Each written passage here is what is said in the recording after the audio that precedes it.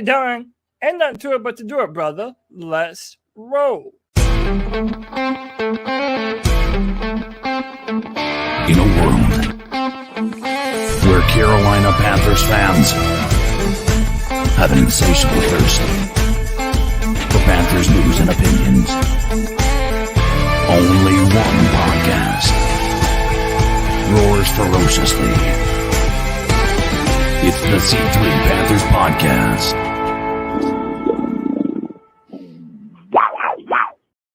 What's up, Panther fans? Welcome to another Tuesday night. Grim, sad, but happy to be here. That's right. It's the life of a Panthers fan. And can the Panthers bear any more losing? That's tonight's show. Boy, it's a short week. Man, I don't know if that's a good or bad thing. The Carolina Panthers are coming off a loss to the Indianapolis Colts. They fall 1-7. They are going to be on Thursday Night Football in what is a quintessential Thursday Night Football match between the Carolina Panthers and the Chicago Bears. Holy cow. Holy cow. Can you wait?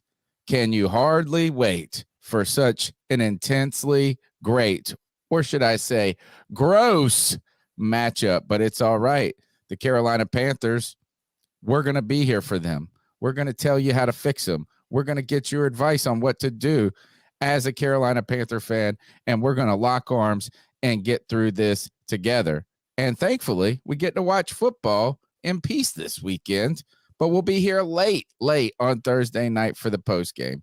But as I do every Tuesday night, I lock arms with my brothers in arms, as we fortify ourselves on this hill of fatigue and misery that is known as Panther Nation. Cody Lashney, welcome back to the C3 Panthers Podcast.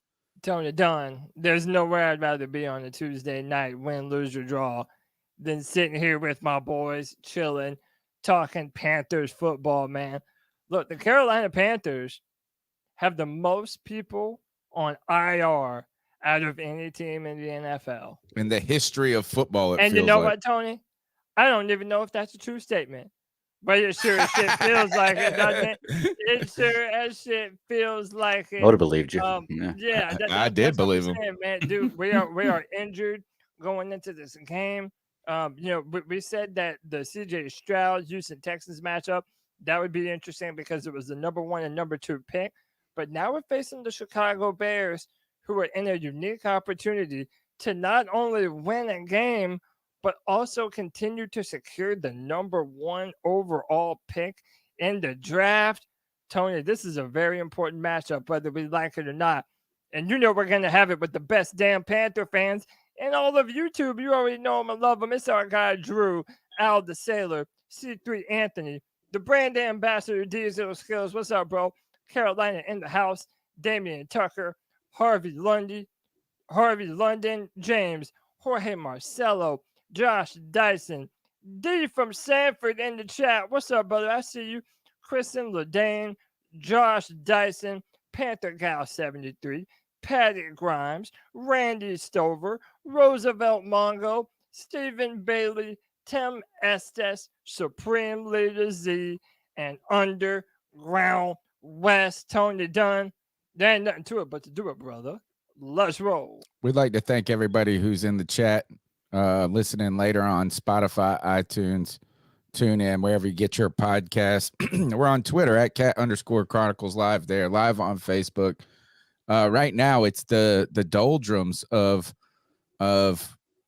being a Panther fan, man. This is a tough place we're in right now. One of the toughest I've been in a while, and that says a lot given the fact that we've had 5 seasons where we haven't had a winning record. But we've got so many tremendous members of this community.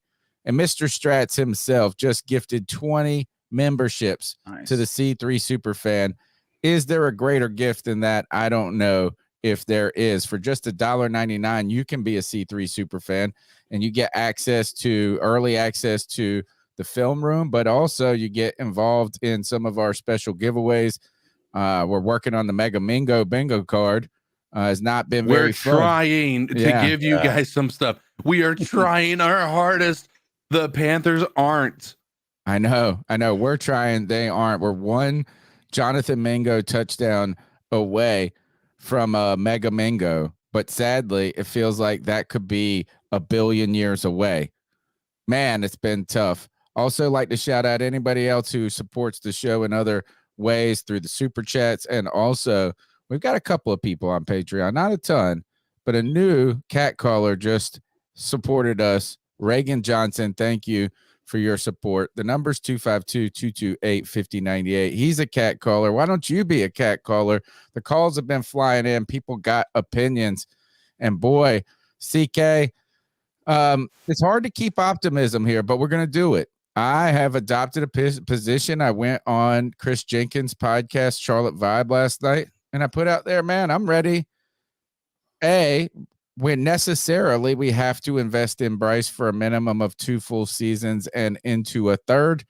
And I have the unpopular position that right now I think that firing this coaching staff could be more detrimental than it could be beneficial going forward. I know. Shoot me now. I also got run off that podcast by Shiked because I said I don't think that Cam is a Hall of Famer. No, and that's from the biggest Cam sexual in the world. You won that Super Bowl, maybe. Yeah. Welcome back, CK. How are you doing, my friend? Man, I am just out here catching bullets all the time, man. It is tough being a Panthers fan and having to go to work. And you know what I mean? Like, especially when there's Bears fans there that are just we're so happy that you guys are losing. Like, it's a tough thing to be a Panthers fan right now. I want to say something. I mean, there's 58 people here tonight. It'll grow as the night goes on. I know we tend to have, I just want to say the people that are showing up for the show, the post game. I mean, you guys are the real ones, man. This is a team that it would be easy to fall off a cliff for. And just go and jump the ship and go to somebody who's going to be able to not treat you so poorly. The Panthers have been here treating you like you're an absolute garbage, and you're just waiting for them to change. You're waiting for them to be able to show that they're worth the investment that you've been putting into them. They haven't shown it, but you guys are still dedicated, and I just can't thank any of you guys more than I can, just verbally right now. It's just an incredible thing that you guys still show up. We don't have the I said it on the post-game show. I don't know that this franchise could survive this continuing to happen. It's been so long. The idea that we don't have as storied a franchise as you do with the Browns, as you do with the Jets, as you do with, even if you go to the Texans, I feel like have a better storied franchise than we do. And they still seem to have the hope, and Panthers fans have somehow, the true ones have kept that optimism. And I just want to commend all you people that are still hanging in there, waiting for that daylight to come around. And I want to say one more thing before we move on to Greg. We're all, no matter what your creed or belief, or if you have any beliefs, there's one true among every single belief, and that there's always going to be highs. There's always going to be lows. And if things have been this low for as long as they have, just imagine when we get back to the top of that mountain, how great it's going to feel to be a Panthers fan. I can't wait, because you know what? Through trials and tribulations, when you reach the promised land one day, it'll just be that much more sweet. That is what we at least tell ourselves. Greg in the house. Greg, the Panthers fall to 1-7, losing to the Colts. They did not go out there and play hard.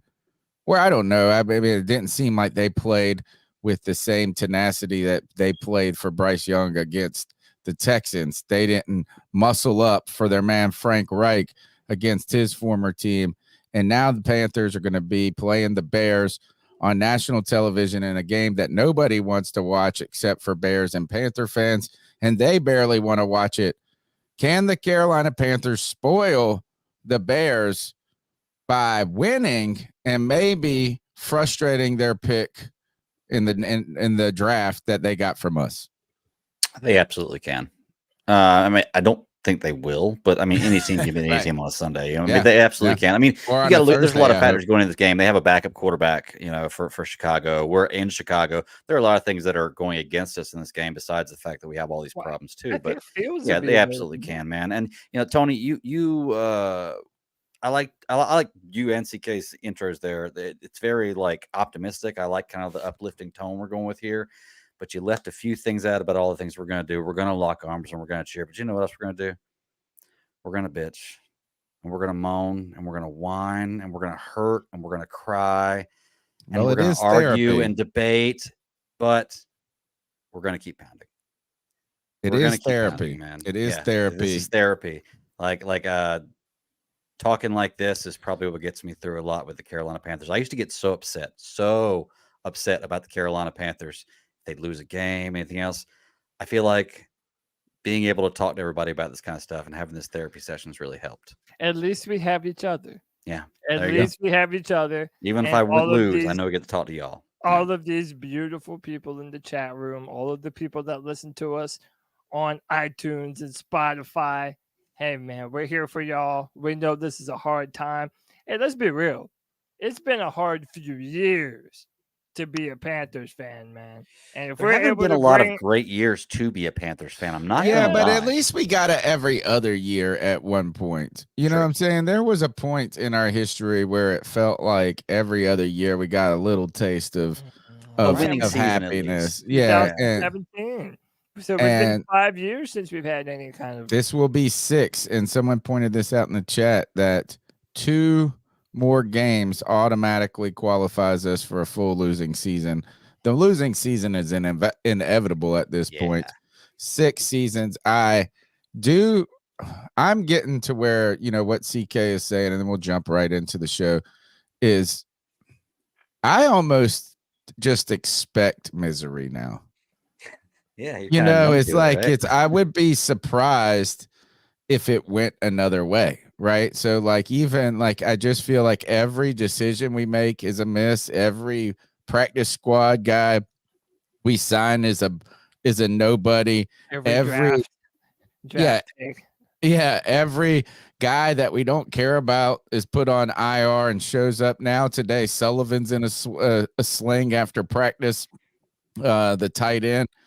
And right now we're resorting to Pokemon fraud dealers on the internet who are now coming back to football because they got to make some money to pay their debts. Probably this injury report today it's hysterical at this point in time.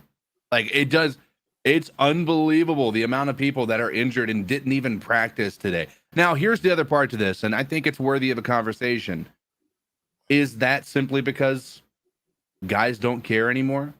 Do you think that if we were a competitive team, these guys would be sitting out of practice? You're saying they're faking injuries, or maybe injuries are? Nursing them. They're nursing them. Why risk my career for a team that's not going anywhere this year? Yeah, and go out there and practice. And Tony, this was your opinion on Christian McCaffrey a few years ago. Well, it was more that the team was doing that. Right, but at a certain point, you're making a business decision. Do you want to come back and put yourself through the pain and the agony of playing more football? Especially if you're Brian Burns, you haven't been paid yet. Why go out there and risk a further injury? Kev with the 199 says we signed the Pokemon swindler. Is that an actual Pokemon character? I hope. No, swindler. No. I know nothing about Pokemon. It was after my time. If it is, it's nothing that I've ever heard of. That was literally my time. It started in 90. I was 6 years old. Oh, okay. When it happened. But hey man, look, hit the like, hit the subscribe, hit the notification bell for every single time the C3 Panthers podcast goes live. Call into the show at 252-228-5098. We're gonna take your calls tonight and hear the latest from Panther Nation and what y'all have to say. But boys, let's jump into this show, man. Obviously, with all the recent turmoil in Panther Nation, there has been many questions as to whether or not David Tepper is going to make some changes either before the end of this year or at the end of this year. Adam Schefter was on Pat McAfee's show, and this is basically what he said about David Tepper and what he might do. He said, one thing about David Tepper is that he's not very patient. As successful as he is because of the ways he's operated in his business, it's worked out for him at basically every level. He does what he wants. I don't think people are thinking there's trouble right now with those people. But would anybody be surprised with anything that happens in Carolina after this year? No. Look, you have the kind of season that they're having. let's keep in mind on Thursday night they play the Bears. The Bears have the number 1 pick in the draft. So if the Bears win on Thursday night, it's a huge victory, and in an even bigger way than just winning the game itself for the Chicago Bears on Thursday night. Again, this is not the kind of season that the Panthers expected, whether we're talking about the Giants or the Panthers or any team going through what they're going through. And this is the kind of year that ends up being a long, miserable season. Boy, tell me about it. Statement. There are going to be people that lose jobs wherever it is. There are going to be changes that are made wherever it is. That is the way that the league runs and operates. You want good people to be kept, and the people that mean a lot to the league stick around as long as possible. But the fact of the matter is, it's not going to happen, especially in the places that are having the type of year that these franchises are. So that's a very long-winded way of saying David Tepper is very excitable. He's not very patient, and it doesn't take much for him to want to throw it all out the window and start over. And Tony, you and I are of the mindset that it could be detrimental to just one and done Frank Reich and this entire coaching staff that we have spent multiple millions of dollars on. Remember, Tepper broke out the pocketbook to that's pay his money. That's everyone not that we team did. money.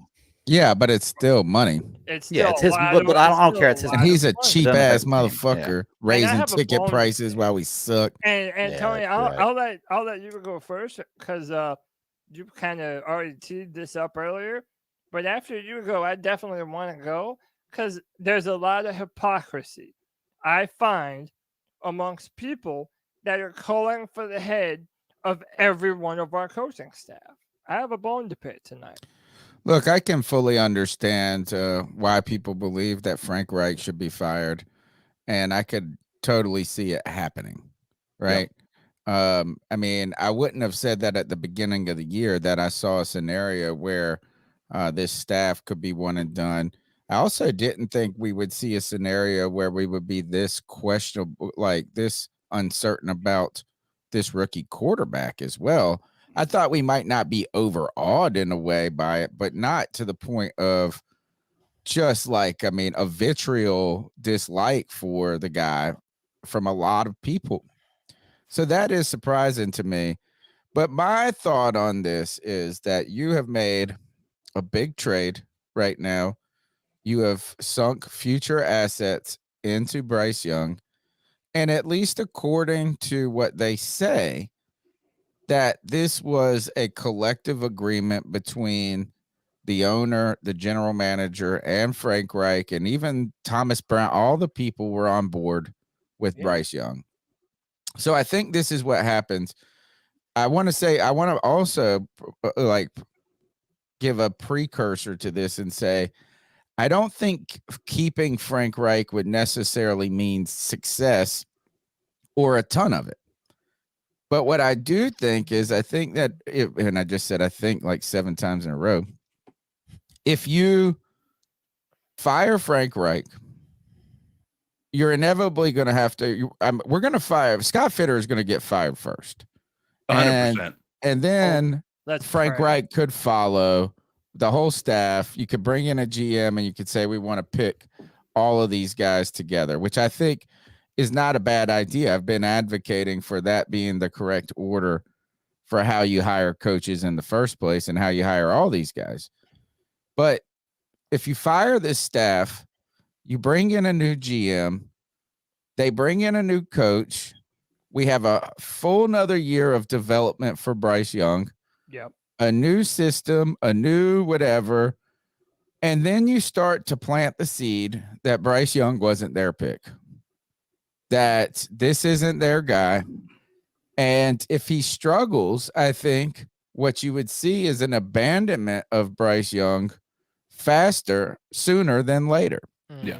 And I think also you could see a lack of commitment or investment in his success at that point. So I think this is how I would handle it if I'm David Tepper right now.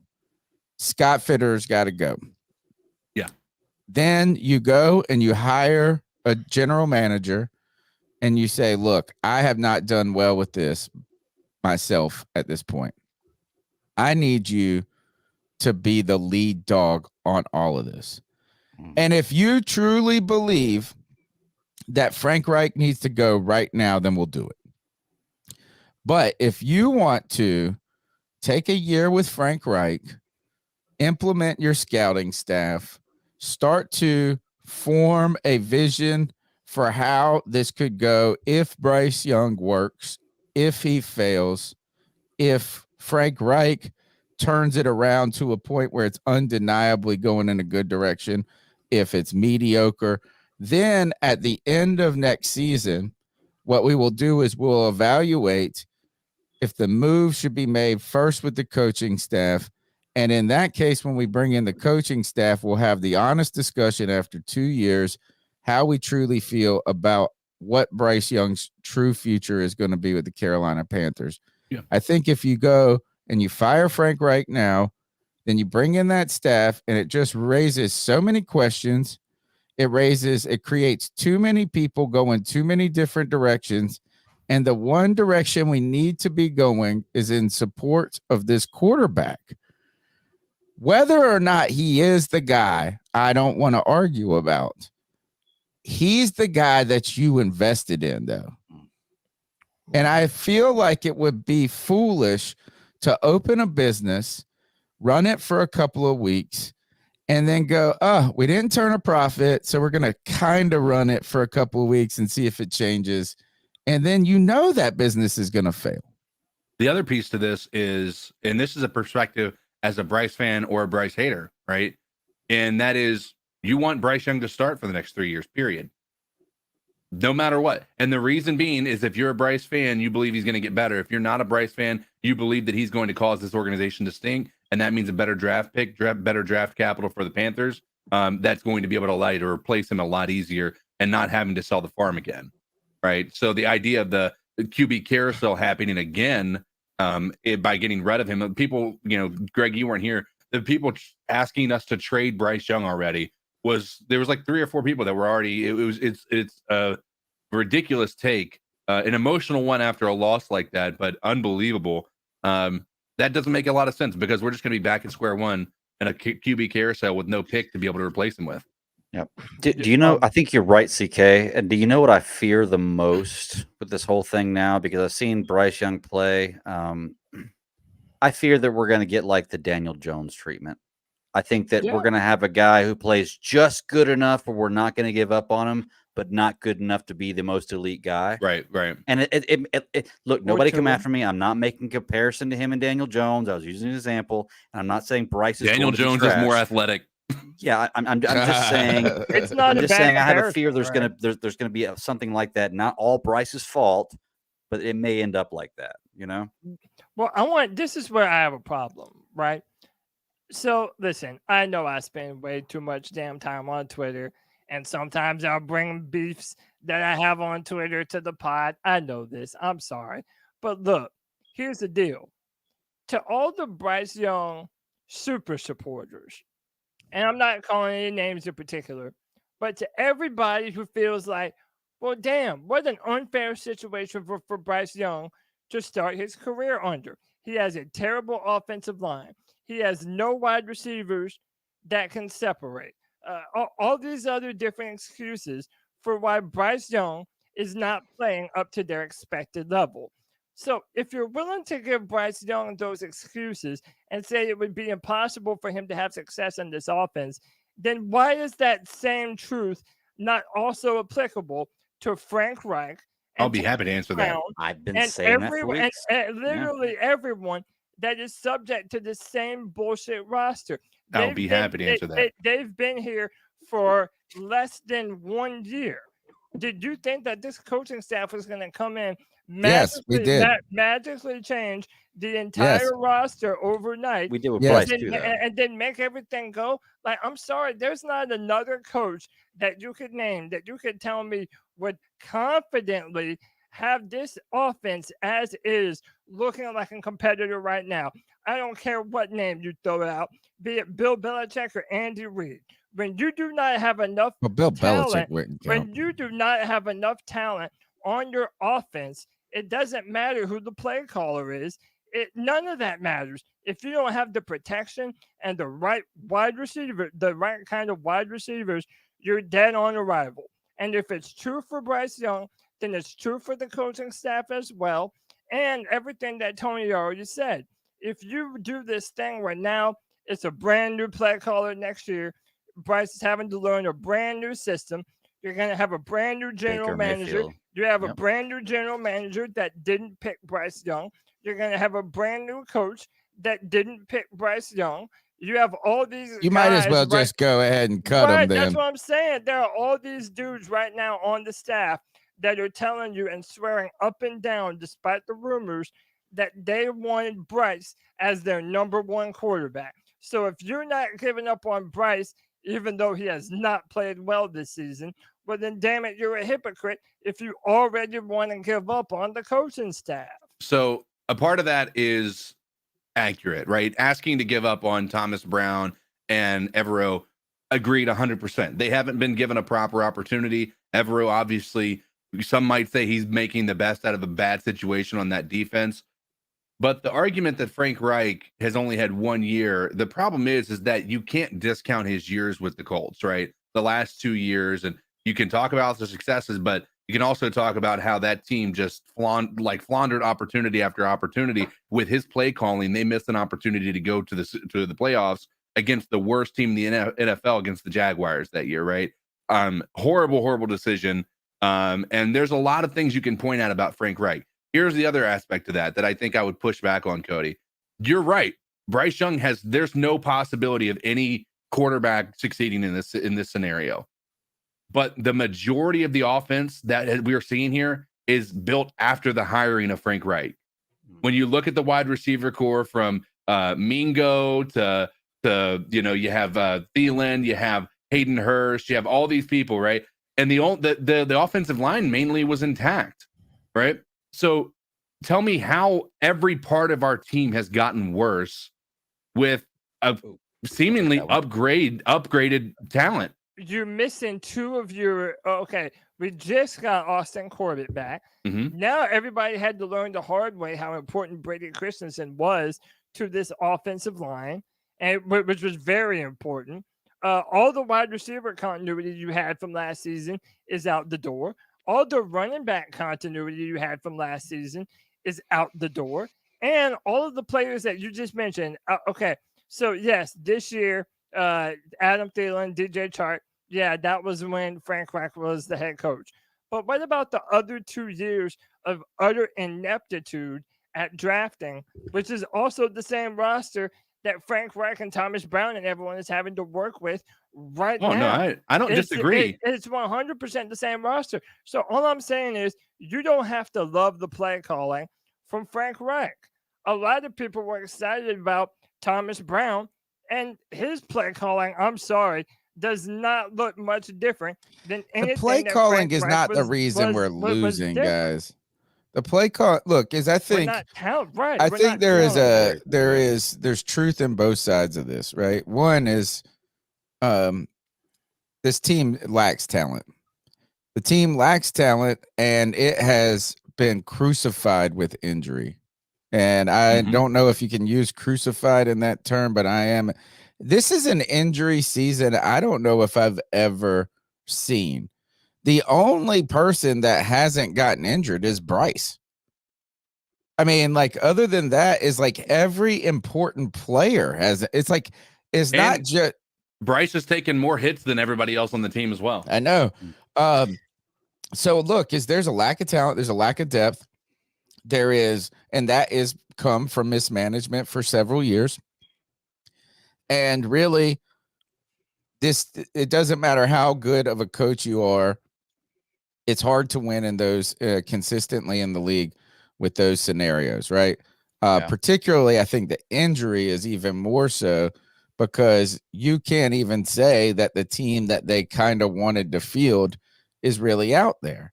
Right. I also think, too, that we haven't seen, have you seen enough? I think for what you were saying, but I think CK is right, too. at some point, I don't think we're giving the same. I don't think the excuse is the same for Bryce. And I'm not even going to say Frank Reich's past as a Colt coach. I think that's a good point from CK that we have some sample set of him in the NFL, right? And him doing this. But I think this team is just so horrendous. So horrendous.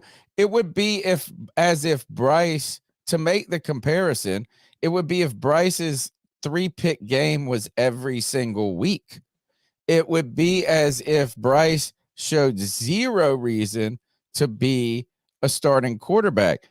Right now, this coaching staff, starting with Frank Reich, all throughout the offense, from the offensive line to every single position, I think the only person that whoever is Chris Tabor, our special teams coach, he might be able to say that he has coached his position group up a little bit.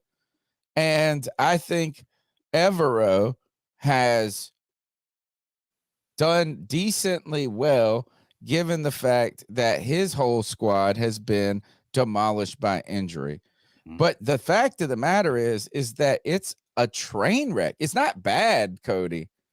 It would be one thing is if it was just bad. This is worse than anyone could have imagined. The worst team in the NFL without their first overall pick bad. Bro, I don't know that we've had a worse team in over a decade. Yeah. Well, can I bring up one more point that I think we're kind of overlooking here with the whole Frank Reich thing? And CK, you were talking about how like Brown and Evero maybe give them a chance, but Reich, out. Look, I just did the numbers, and Frank Reich, when he was coaching and calling plays, we were averaging 19 points a game, and we had 31 points a game average scored against us. In the last 2 games that Brown's coached, we've averaged 14 points a game, and we've had 20 points average scored against us.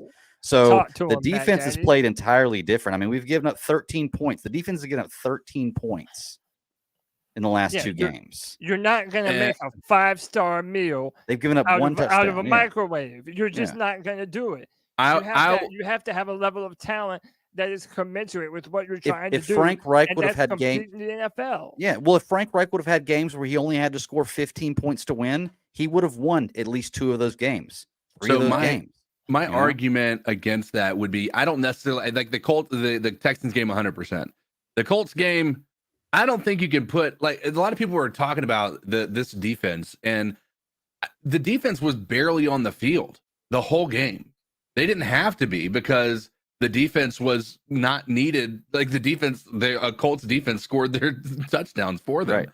Right. So here's the thing. This defense is if you were talking, Tony, my apologies. No, I was trying to respond to you. I was saying this is that you're right that the defense didn't have to do a lot, but they also held up decently well when they were out there. It's not like through injuries they've held up decently. I mean, they didn't have. I think you're right, but also the defense over the last 2 weeks has been the best part of the team. Yeah, easily. I mean, I think we're like what 4th or 5th in the NFL in terms of yards allowed. Like, well, as far as scoring defense, we might be first. Well, no, well, I mean, I'm just saying yards allowed. We're one of the better teams. I don't think anything. There's. NFL. I'm not trying to celebrate the defense either by any means. No, I'm not. But again, the defense has had just as many injuries as the offense, and yet they are far and away the best part of the football team. I don't disagree with that. Yeah, there's no way that anyone could. But 2 weeks ago, CK, you came out and said that the defense was the clear weakness of the team. Well, I was saying that they were the clear weakness over 2 weeks ago because they were the number. They were 31st in the entire NFL. You can talk about yards all you want. I think the most important indication of this is how many times they were scored on, and they were like 31st in the entire league in scoring against them. So yards are not a good indication. Or not the only indicator, because we were giving up 7 yards. Like, you can't even look at teams that had high passing offenses didn't have to pass against us to win. Right. Look at it. All started with the Vikings game. That's where we really got truly exposed. Is a teams whose entire identity was predicated on passing the ball, just ran the ball all over us, and Kirk Cousins didn't have to throw but 130 yards to beat us. Right. I just find it hilarious that all the people that believe in Bryce Young to be the future, and it's unquestionable, Bryce Young is the guy. He's been playing well, but the team around him is failing him.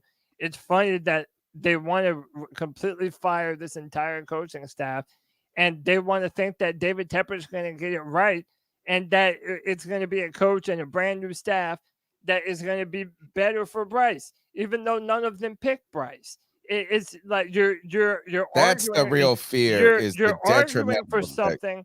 You're arguing for something that could potentially be detrimental to the quarterback that you said you believe in so much. I like to call out hypocrisy whenever I can. We have some super chats. Mr. Stats with $2 says, "What didn't we expect was to go back, or what we didn't expect was to go backward." Right. We did 100%. We did. C3 Anthony with the 499 says, "We were sold that this coaching staff would elevate the offensive pieces, though. Frank Reich has been in the league 5 years and has the same issues." Amen. Again, context kind of matters to that, though.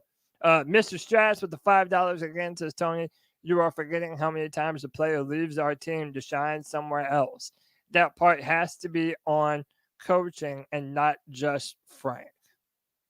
I'd like to remind everybody that the C3 Panthers podcast is brought to you by Caldera Labs. Caldera Labs is the #1 place for men's skin care. That's right, men. Take care of yourself like your ladies do. Don't let yourself go. Saturday, I'll be turning 42, but I'm trying to turn back the clock on Saturday by using Caldera Lab products twice a day. You do a facial cleanse, you follow it up with a lotion, you can use the eye cream, and then at nighttime, you use the serum. And right away, you will see results. And within 6 weeks, you will look and feel, you will look younger. You're getting compliments quickly. I'm telling you, I really like this product. The code is, you go to calderalab.com/C3, you get 20% off. Caldera Lab products are the high-end stuff, folks. And sometimes for good stuff, you got to fork out a little cash. So calderalab.com is going to give you 20% off if you use /C3, calderalab.com/C3. But you can reconcile yourself with this. As I started using this product in late August, I think, and I still have plenty of product left. So not only do you get a high-end product, but it lasts for a while. It's a great time to give yourself a gift for Christmas. Give another person you know a great gift for Christmas. Ladies, if you're in the chat, tell your men to take care of themselves. And you can tell them in a nice way by giving them a Caldera Lab product for Christmas. calderalab.com/C3. Let's keep rocking and rolling. Cody Lack. Let's do it. Going back to the slide. Listen, people are going to get mad that I even included this, but other media outlets are including this too. In that you can't really evaluate Bryce and not at least compare him to the guy that the Panthers could have also drafted #1. If you look at the Week 9 numbers between Bryce Young and CJ Stroud, completion percentage, Bryce 61.5 to 71.4 for CJ. CJ had a record-breaking day of 5 touchdowns, 470 yards. I believe that's the most for any rookie in a rookie performance. This is the big one, man. 3 interceptions for Bryce, 0 for CJ, a QBR of 48.3. Bryce has the lowest QBR of any of the 32 starting NFL quarterbacks right now, and CJ Stroud had a 147.8. Now, I wanted to bring this up because I feel like if we're going to talk about Bryce and his level of play, then we should also talk about what Bryce feels about his level of play. So after the game, when talking about his performance, he put bad throws and bad decisions on both. I have to manage risk reward on both properly. Both could easily have been dirted balls, and especially if the first one was just a better placed ball. That's not on anyone but me. People are in a position that's only on me to be better. That's day one quarterback stuff. There's no crazy depth to it. There's no deeper story. Those are bad plays. He's right. Yeah, 100%. Panthers head coach Frank Reich praised the Colts pass rush, which made life hell for Young throughout the day. Did. According to NFL's Next Gen stats, Young was under pressure a whopping 47.9% of his dropbacks on Sunday. All three of his interceptions happened when he was under pressure. I've been a part of this for a lot of years. I've seen many games like this many times. Frank Reich said it's not all just on the pick sixes. We put him in a hard position a couple times. Obviously, Bryce owns his share of it, but we're all part of it. We have to do a better job. And Frank Reich doing what a coach should do, kind of falling on the sword for his quarterback. But Bryce doing what the quarterback should do and falling on the sword and saying, hey, man, this is day one quarterback stuff. And if Bryce is able to say that about his performance, it doesn't make anyone else a bad fan like me or Greg for also saying those same things. Bryce has not played well this year. It is also true he does not have the weapons and the offensive line around him to play well. But he is also not playing well himself, and Bryce knows that, and I know that Bryce wants to be better. And if we're with it's a natural comparison, and here's the thing: is I dare anybody to go watch that game, the Houston game. I watched it, and tell me that there's any comparison with their offensive line and their weapons compared to ours. It's not even a chance that you could make a comparison. As an example, the Panthers gave Bryce Young 2.75 seconds, I think it was, to throw the ball on average. Okay. CJ Stroud had 3.8 seconds. He had a full second more to throw the ball, which is an infinity in the NFL. And especially when you look at, I think somebody was saying 0.3 seconds is the difference between Tyreek Hill and Adam Thielen as far as speed is concerned on the 40-yard dash, for instance. Yeah, that's not true. Yeah, I mean that's exactly. I mean, if we're talking about 0.3 seconds is the difference between being a first overall draft pick or a first round draft pick or a third round draft pick if you're a wide receiver. But CK, why can't we also say that Stroud is elevating the players around him? Like, how can he elevate the offensive line to give him a full second more than Bryce Young got? He's getting the ball out of his hand very fast. No, Bryce Young is a faster releaser of the ball than CJ Stroud is. CJ Stroud actually has one of the bottom of the league in speed of getting the ball out. I mean, number one, these two quarterbacks, their narratives will forever be intertwined. Forever. Because they went 1 and 2, and then there was a big debate of who should have been 1 and 2. Yeah. Second, it's okay to say that the Texans have been better as a team. They haven't necessarily run the ball well. They have weathered injury a lot better, as in their backups have come in and performed. And yeah, they do have some young, exciting players on their offense on the outside. I don't think that it's necessarily true, though. I think that those could be corollary to that CJ Stroud wouldn't do better here. I don't think that's a given. I mean, I don't think it's going to be like he would be having the historic year he's having now.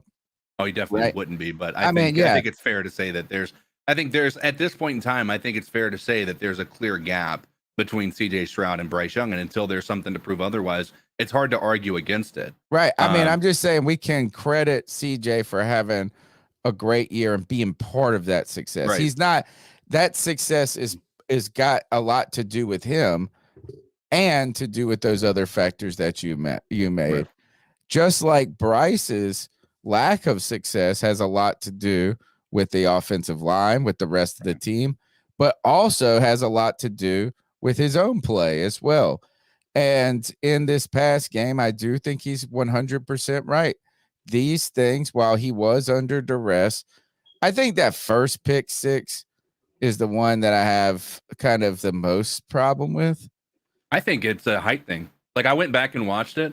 I think like he can't see around that defensive end. That defensive end, he cut back inside, and he was in his face. And so Bryce Young kind of threw it to the guy, but like I could see where he threw it, and I could see that where the defender was, it was possible that Bryce Young couldn't even see the guy because the defender was like in his face. Yeah. So there's a potential there that like, and again, that's another conversation about the height of Bryce Young, how that could impact him. It's not that he can't be successful because of his height, but again, we have to go back and say his height is not an advantage. The other thing that I think was with that play is that it was almost like if you drew it on the board and you say, if this happens, and this happens, where do you go with the ball? You check it right here. And it was just like an assumption that you should just check it there. And that's how you handle this play. And it was almost like a casual practice play to me. And look, Bryce had a bad game. And CJ Stroud had a great game. And I don't think those two things have anything really to do with each other, though. Right. And at the end of the day is that Bryce's bad game alone can't be the determinant of how we look at him. But he is going to need to play better. I saw someone in the chat say that he may lead the league in short passes.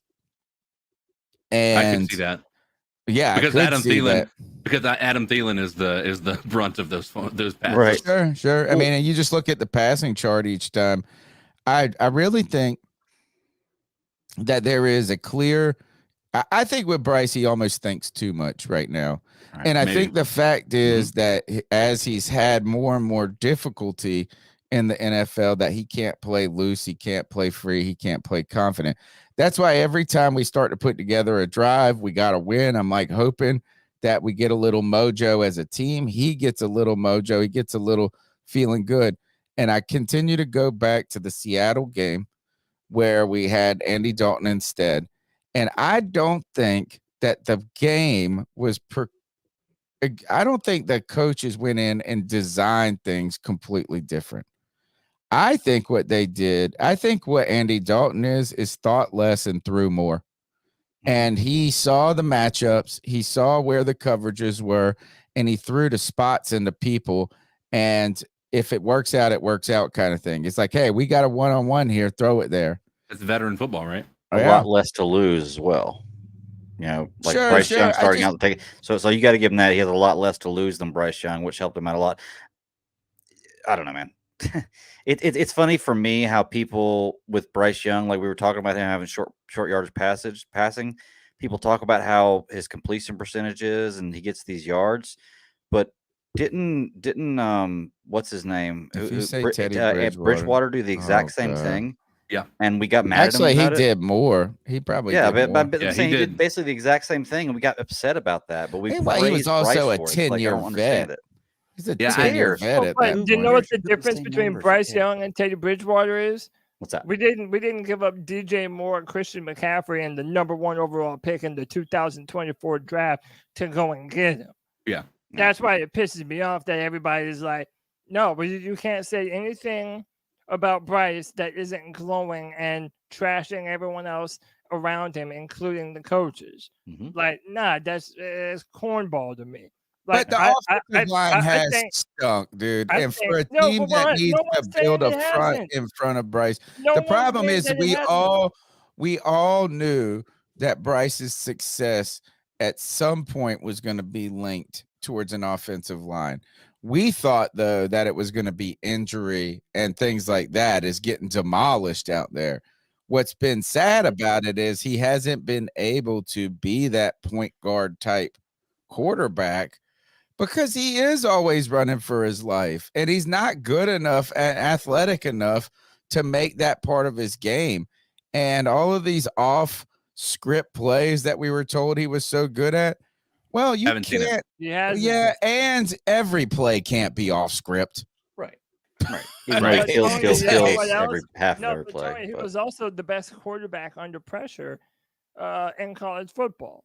So again, he had a lot of. I thought he had a lot of protection in college. Every time I saw him, he was just doing fine. When you're not under pressure much and you do well in those few times, you have a high average. Right. When you go back percentage-wise, when you go back to the film, that Alabama offensive line was not comparable to Alabama offensive lines in years past. So people were like, well, that's even a better indicator of what Bryce Young is able to do under pressure and being a point guard and to be able to distribute the ball. He takes care of the ball. He doesn't throw interceptions. And right now, all of the reasons why you moved up to number 1 to draft him, he is painfully underperforming compared to expectations. We totally fucked up with the offensive line. I told you guys not to get too comfortable with it. And then on top of that, we got comfortable with a group that was coming off an injury. And right now, I don't know if I should say this too loud. Where the hell's Nikki Bozeman been at on Twitter? Her ass has been missing. No, she's been she does game day pictures and everything all the time. I ain't seen as much as her all They just week ran a as Halloween party a couple last week too. As so Bradley Bozeman has been sucking ass too. Well, everybody on that offensive line sucks, dude. Taylor Moton is old and he feels old, and he's probably the best one. That's terrible. I mean, I wouldn't say it's terrible, but like, good God, this offensive line sucks. Thank you, Panthers, for delivering us exactly what we're used to, a fucking shit-ass offensive line. And let me tell you this, who would have thought that a top 10 offensive tackle pick would have looked as bad as Matt Khalil? Would have looked as bad. Man, I'm sitting here going, Byron Bell could play better than this shit. I feel like a lot of the things we saw on Sunday were the interior. It was. It wasn't just Icky getting beat, but he has been ass this year. Yeah, he has. I don't know that I saw. Again, I'd have to go back and rewatch it. I don't think I saw him have any issues like he did before. Well, you know what? Why, CK, is because the entire line was having an issue. It wasn't just Icky getting beat when everybody was getting run past. Right. You know what I'm saying? So we couldn't even tell Icky was getting smoked because it was just coming from everywhere. Right. It was like they may as well have not been out there. Would you believe that PFF still has Icky Ekwonu as our highest rated offensive lineman? Like what? Like it's only because of run blocking. But dude, and guess where we never run? Yeah, to the left. Yeah. Again, 100%. Like, dude, if you have a dominant guard, run behind that guard. And I'm sorry, I've been the loudest. I'll continue to be the loudest. Ikem Ekwonu is not a left tackle. He isn't. He is a left guard. And the sooner that we can put him in that position and have him learning the idiosyncrasies of playing guard, I think it's going to be the best for him. You know what's going to happen there, right?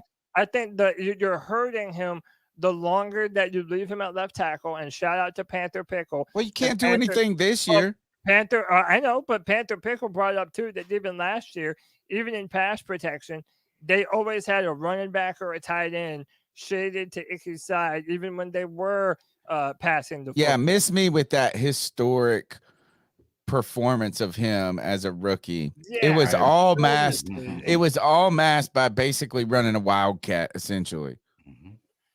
Yeah, 100%, man. Like, again, and the sad part is I felt like we had an answer. I felt Brady Christensen should have been the left tackle since his rookie season in the NFL. But no, then his arms were too short. And then you drafted Icky, and now he has to play guard. He does well, but people want to bench him. And now Icky is struggling, and we wish we had Brady Christensen back. Now we don't have anyone to play left tackle outside of Icky, so he has to be at that position. All right, what do we got next? Let's get, you know what? Can we take a couple of calls? Let's take some calls. Let's do it, but we don't even have to spend time on this just because it's related. How about Thomas Brown when asked about the protection for Bryce? The level of concern on pass protection, Thomas Brown said, I'm not concerned at all. Hey, tell us if you're concerned in the cat calls at 252-228-5098 and let us know your opinion on these Carolina Panthers. So what are your thoughts on catcalling? Yeah, it's pretty. You shouldn't do that to somebody. And how did that make you feel? Very uncomfortable. So how do you think catcalling makes the person feel? It feels good, like. Who's that cat sitting in the back corner with his face buried in his nose? Who's Who's that kid that can use one?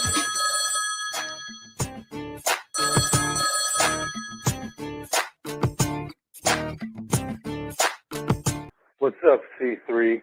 Christian from Arizona. What's up, Just so Christian? you guys know, I labeled on my phone, I labeled your number as a 24/7 fucking helpline. I'm so goddamn depressed over this. Last night was the earliest I've ever fallen asleep in fucking decades. And I'm up at 4 a.m. and I don't know why it bugs me so much. I saw this fucking happening when we picked Bryce. But it's depressing.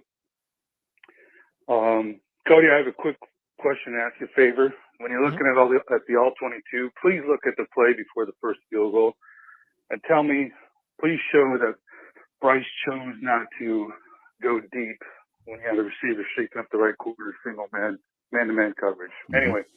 Okay, I will. Noted. Not sure what to say. I think I'm going to be calling in a lot more. Going to help me with my processing of all this depression. It's one of those situations where I think it's, like when you have a loved one and you keep telling them not to make the same fucking dumb decisions, yet they can't help it and they just do it. And it's just disappointing over and over and over again, but you love them. At some point, you feel like you just have to let go, but I don't know, man. It's just, don't know what else to say other than it's sad. And all those people, here's why I'm mad. I'm mad at all the fucking experts that sat there and said how awesome this kid was. How great, how the Panthers would be stupid if we didn't take him. And then to make it short, I'm also mad at all the fans who are saying, well, if you knew better, why don't you work for him? Just fucking tell me where to goddamn apply. Tell me how I could have gotten the experience in my profession. Boy, really, huh? To make smarter decisions than these fucking yahoos in the front office. All right. I'm going to get back to my Monday. Have a good one, y'all. Maybe I'll call in a little bit. I like this call. Christian, I wanted to bring up one point, Cody. I'm going to try to be on the film study, but I was at the game. There are a number of plays where there's players running down the field with their arm up. Yeah, so Greg, Bryce, you gotta rip it sometimes. Greg came to my house after the game on Sunday, and he told me that what he just said, that there were a number of plays when there were guys open down the field, and Bryce missed them. And now, thank you, Christian. We hope to hear you more in the calls. Happy to have you, bro. Now you're saying the same thing. Yeah, it seems like a lot of people are now seeing that there are opportunities for as bad as everything is around him. There are opportunities that Bryce has had that he is missing. You gotta just rip it sometimes. Well, I urge everybody go watch these film studies that Cody's doing, because seriously, if you're not at the game, if you're just watching on the television screen, from what you see, of course, it looks like we have shitty receivers and nobody's getting open. But there are situations where receivers are getting open, and Cody will point them out in the film study. If you're at the game, you can see it. It's not what they're telling you. There are situations where the receiver's open, and he's just not throwing the ball down the field. Yeah, C3 Film Room every Thursday. Every Thursday we do it. And by the way, I know I'm playing armchair quarterback over here. Like, I'm not saying that I'm an expert. So a lot of times, what a film study is? Well, but here's what I'm saying. Like, I pose the question to people. Like, I'll say, hey, in my opinion, Bryce Young missed the throw on this play. Tell me what you think. Like, we're interactive. Let us know in the comments. Let us know in the cat calls. Hey, man, this is a fan podcast. We want y'all's opinion to be heard. But definitely check out the All 22 film, because, me, Pickle, Cole, we're not being biased. We're calling it straight down the middle. When there's good plays, we're going to point out how they're good and why they're good. When they're bad, we're pointing out how they're bad and why they're bad. So be on the lookout for that this Thursday. Smash the thumbs up button, like, subscribe, listen to Dom 34. Remember, may not be football experts, but we're expert football fans. And Christian from Arizona with a great call where he compared the Carolina Panthers to our drug-addicted child that we just can't stop taking back in and lending a little money to and bailing them out of jail. The drug addicted child is our Carolina Panthers. And like people are pointing it out, we've got Panther traumatic stress syndrome. And this is your Panther traumatic stress therapy session. I think he wanted a little bit more. You asked him to call in. He got a little bit more for you. Short one. All right. I have something else to say. So I think we need to get rid of this keep pounding slogan. I mean, I love and respect Sam Mills. I loved the moniker and what it stood for. But if you think about it, keep pounding is just it just has a negative connotation to it. It's basically saying you're always going to be fighting from behind. You're always going to be climbing yourself out of a fucking hole. This the other day. So, I don't know. I don't know what it needs to be, but it is pretty predictable. It's pretty or self-proclaiming. Is that the term? Yeah. All right, guys. Well, keep pounding those goddamn excuses. Thank you. What about keep failing? Yeah, if they rename it, they'll just screw it up. That's the only thing I'm worried about. Yeah, with who we have in there right now, I just don't know. Yeah.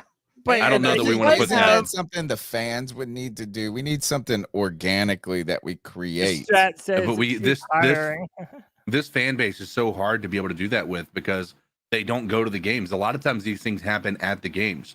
Like, when you talk about the Chiefs with their the arm that they go, the chop, and then you have the skull chant and everything. Yeah. We just don't have that type of energy because we, don't have people in the stand. It's always it's basically a second home game or an extra home game for anybody who comes to play the Carolina Panthers. But we need to add something at the very minimum. It's funny that he did mention that because I swear to you, I was thinking that same thing the other day. Not saying change it, by the way, but like keep pounding implies like, hey, you're going to be in a tough spot that you don't want to be in. Right. Which, by the way, is true for life. Football. Yeah. It's true for life. And that's going to be football, period. I just feel like it has too much of a connotation for what people, when you don't know it outside of Panther Nation. Oh, I know. Yeah. It just is like complete the sexual overtones to the tweets and the this and that. That's what. But you know what is I don't think we should. I mean, I think if anything, what we need to do is add to our traditions. But it's going to be difficult to add to anything when, like CK is saying, it's like nobody's excited. Right. You're like, yay, Panthers. Anything you add to it almost makes it more sexual. Like keep pounding hard. Keep pounding that ass, dude. No, when I say add to, I don't mean add to the actual slogan. I mean add other traditions. Like where you do, like, so we have the Sweet Carolina, then, like, find something else that also becomes part of our DNA and our identity that one day could supplant as the chant. Dude, I still want to get rid of Sweet Carolina. I know, me too. I know that. Hate it. I hate it. You know how much I'd rather it be Petey Pablo? It's gotta be Petey Pablo. Bro, and then that way, you know how in Pittsburgh they give away terrible towels? Well, they can give away T-shirts to everyone at every home game and give them a T-shirt to spin like a helicopter. Bro, it literally writes its fucking self, man. What are we talking but it says about? North Carolina, so it doesn't include South Carolina. That's what it is. They got to be inclusive of South Carolina. Pay that man a little bit to adjust the lyrics. Just a bit, and let's roll, man. A little bit. Open up that checkbook if you're David Tepper. Yeah, I mean a little bit. I mean something. I mean, look, Petey Pablo. You know he's sitting there going, "Oh wait, you mean Taylor Swift made $1 bazillion re-releasing her music?" Yeah, that's what I'm saying, bro. Carolina, raise up. He would have another take your shirt off, bro. Yeah. A bunch of people in the stadium taking their shirts off, though, I guarantee it. Hell yeah. Give us something pleasurable to look at other than the football field. Give us some titties. Bro, Kevin corrected me. It does say South Carolina. You want to get rid of the wine and cheese crowd? Shit, show some titties or something. You might go, I go away know, for a man. fix of that. Now we'll talk about keep pounding. Yeah, that's what I'm saying, bro. And shout out to Josh Dyson with the $9.99. Says there is no in between when it comes to Bryce. It's either all his fault or he's a bust. Or And he's a never, bust. yeah, and he's a bust, or it's never his fault. Guys, it's okay to fairly criticize Bryce and still believe he can be our future. 100%. But see, hold on. That comment right there, I believe what he's saying. The second sentence contradicts what he's saying in the first sentence. No, it doesn't. It does. In the first sentence, he's saying there's no in between, but in the second one, you can criticize him, but still believe in the future. That is in between for me. No, what he's saying is that the people, the fans, there's no in between for him. For fans, but we can be critical of his play and also endorse him going forward. Let's go to the next call. The number is 252-228-5098. Yellow, this is Country Panther calling from the holler and the Appalachian Mountains, and that's Appalachian, not Appalachian like some of y'all pronounce it. That just pisses me off whenever people say Appalachian. Anyway, these Carolina Panthers, I swear, these bunch of sorry some bitches. They're awful. I mean, they're god awful. I ain't never seen a team this bad. I mean, my high school JV team could whoop them. I'm telling you, it's sorry. I don't know what to do to fix it. I don't know if they know what to do to fix it. I say fire everybody. Every one of them. I mean, we don't even have a first round pick. How bad is that? It's pretty bad. So, I mean, hell fire. This is awful. Some of the worst football watching I believe I've ever done in my 28 years of living. Just sorry. Bunch of sorry some bitches. All right, keep pounding. You go back to being a two-bit nothing, but don't you ever come back here again, because I'm too old to waste my time trying to train a no-good loser like you. You bum. Those guys are a bunch of bums. Caller putting it out there. This team is the worst team he's ever seen.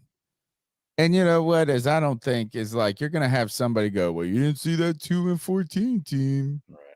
You know what? This team ain't even 2-14. I hate that. They're terrible. So he's right. Bad. And by the way, that 2-4 or that 2-14 team, literally the very next year, it led to Cam Newton, and he won Offensive Rookie of the Year. So at least there was hope immediately following that season. Dude, I don't care. The Panthers have never been down as bad as they are right now, and that Jimmy Clausen year be damned. Isn't it? It's gotta be worse if you tried. Say you tried, you didn't try at all, which the Panthers did not in 2010, right? Is they on purpose threw it. Jerry Richardson threw the whole thing in those negotiations. John Fox was getting fired. Like it was, imagine if you tried to make you made a meal and you didn't try at all and it sucked. Okay, that sucked. But what if you did your best try and it was worse than your worst try? That they're actually trying and they are this bad. I mean, it's tough. I thought though, again, these things, I went on Chris Jenkins' Charlotte Vibe. Go check out Charlotte Vibe. We've been collaborating with him for many years now. It's so fickle. The fans are fickle, but I think success and failure, the line between it is just so close. And I think a couple of things go a different way, and this season is completely different. And I'm not saying winning season, but not to the point where we're ready to jump out a damn window.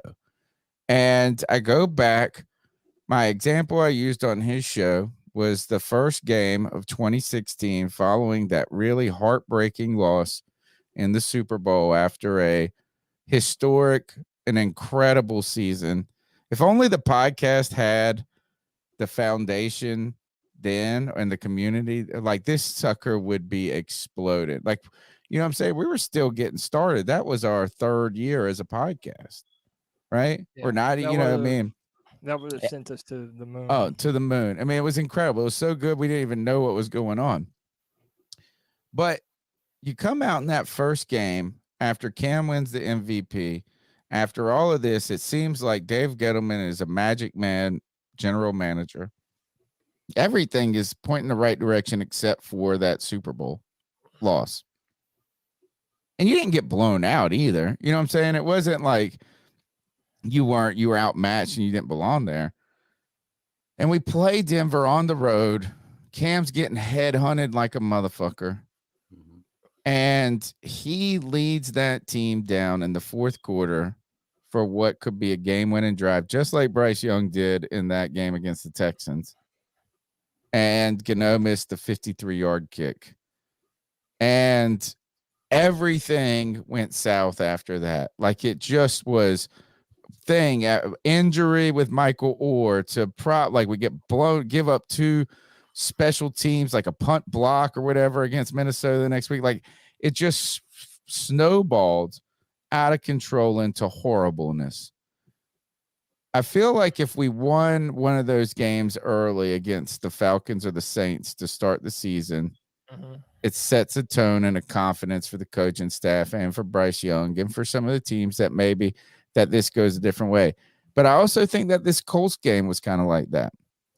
It was an opportunity to shrug some funk off, to say, yeah, you started in the most horrendous way that you could imagine, but you put together 2 wins, and now you got the Bears on a short week. You can even finish this season 3-14, and we can point to this 3-game stretch as a moment of like building. But then you shit the bed. And then the one player that you needed to kind of do good to create the morale for the team and for the fans had an awful game. Yeah. So it's just like, this is like, hey, it's like, I don't know if we can get out of this mental funk. It's like the team is in a depression. Yeah. And it's like, we need medication. It's hard to know what is going to get us out of this hole that we found ourselves in. You know what I mean? Like, what's going to be the thing? How do you jumpstart this? For us? What is the defibrillator that's going to bring 100%. this get this heartbeat pumping to get it to keep pounding? Hey, man. James E., thank you for the super chat, man. Look at how generous people are. This team is struggling, but this community isn't. Look, our numbers might not be as big as they were at the beginning, but the people here are real members of the C3 family, and we thank you for your support. James E. says, if I told you one rookie gets 2 Pro Bowl wide receivers, 26 rank offensive line, and another gets 69th pick rookie wide receiver and a 17th ranked offensive line, who would have more success? I'm assuming he's talking about Houston there. Yeah, I'm assuming this is a Stroud CJ comparison. I would say that if he's using stats from this week, of course, just because Stroud blew up last week. But until last week, Adam Thielen was better than CJ Stroud's better receiver, and this is a pro Stroud post. Okay. Yeah, he's talking about, because we have Adam Thielen and DJ Chark, who are 2 Pro Bowl wide receivers. Former wide receivers. And Thielen. Okay. So at the beginning of the year, when you look, because our offensive line was considered a better offensive line, this is what we talked about. Like, nobody predicted that we were going to have this bad of an offense because of all those different pieces that. But then who has the 17th ranked offensive line? That was ours last year. Yeah, that was ours before the season started this year. Like, he's saying, if you looked at this year, you were going to get this. Which one? He's saying exactly what I said at the beginning of the season, and I was absolutely wrong on this. Is that I made a bet? Now I owe freaking Monty, I think $5 or something, or $10 probably. Hopefully he forgets about it. And that is, I said, this is whatever quarterback goes to Carolina is going to have the better season. So I said Bryce Young will have the better season. Right. And I was completely wrong. We were completely wrong. We were wrong on a lot of things. I was wrong on this, how this coaching staff would get things going. I was wrong on the transition for Bryce Young. I was way wrong on Miles Sanders. I was even more wrong on DJ Chark. I have been so wrong that it just feels right. It feels right. And you know who the only people who have been more wrong than me are? The people in the fucking building of the Bank of America. So take that. Let's go to another call. Hang on, Mr. Stratton. What's going on, guys? It's C3. Hold up. We got to get all of our super chats. Mr. Chats, the $5 says, not that it matters, but with Wilkes, is this the same record? And this is another question that people have been asking. I'm so tired of that too. I don't care about CJ Stroud no more. I don't care about Wilkes no more. I don't care. You're tired of it, but the fact of the matter is, we had a coach that turned around what we thought was one of the very worst rosters in the NFL. And say what you want about the division last year, we were at least contending to try and be a playoff team.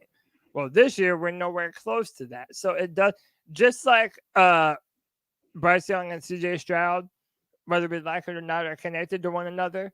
The decision to pick Frank Reich over Steve Wilkes is something that we have to examine. Let's go ahead and bring this slide up about Frank Reich, because that's a great time. As you bring up Wilkes, and someone in the chat brought it up, they said we got the wrong guy.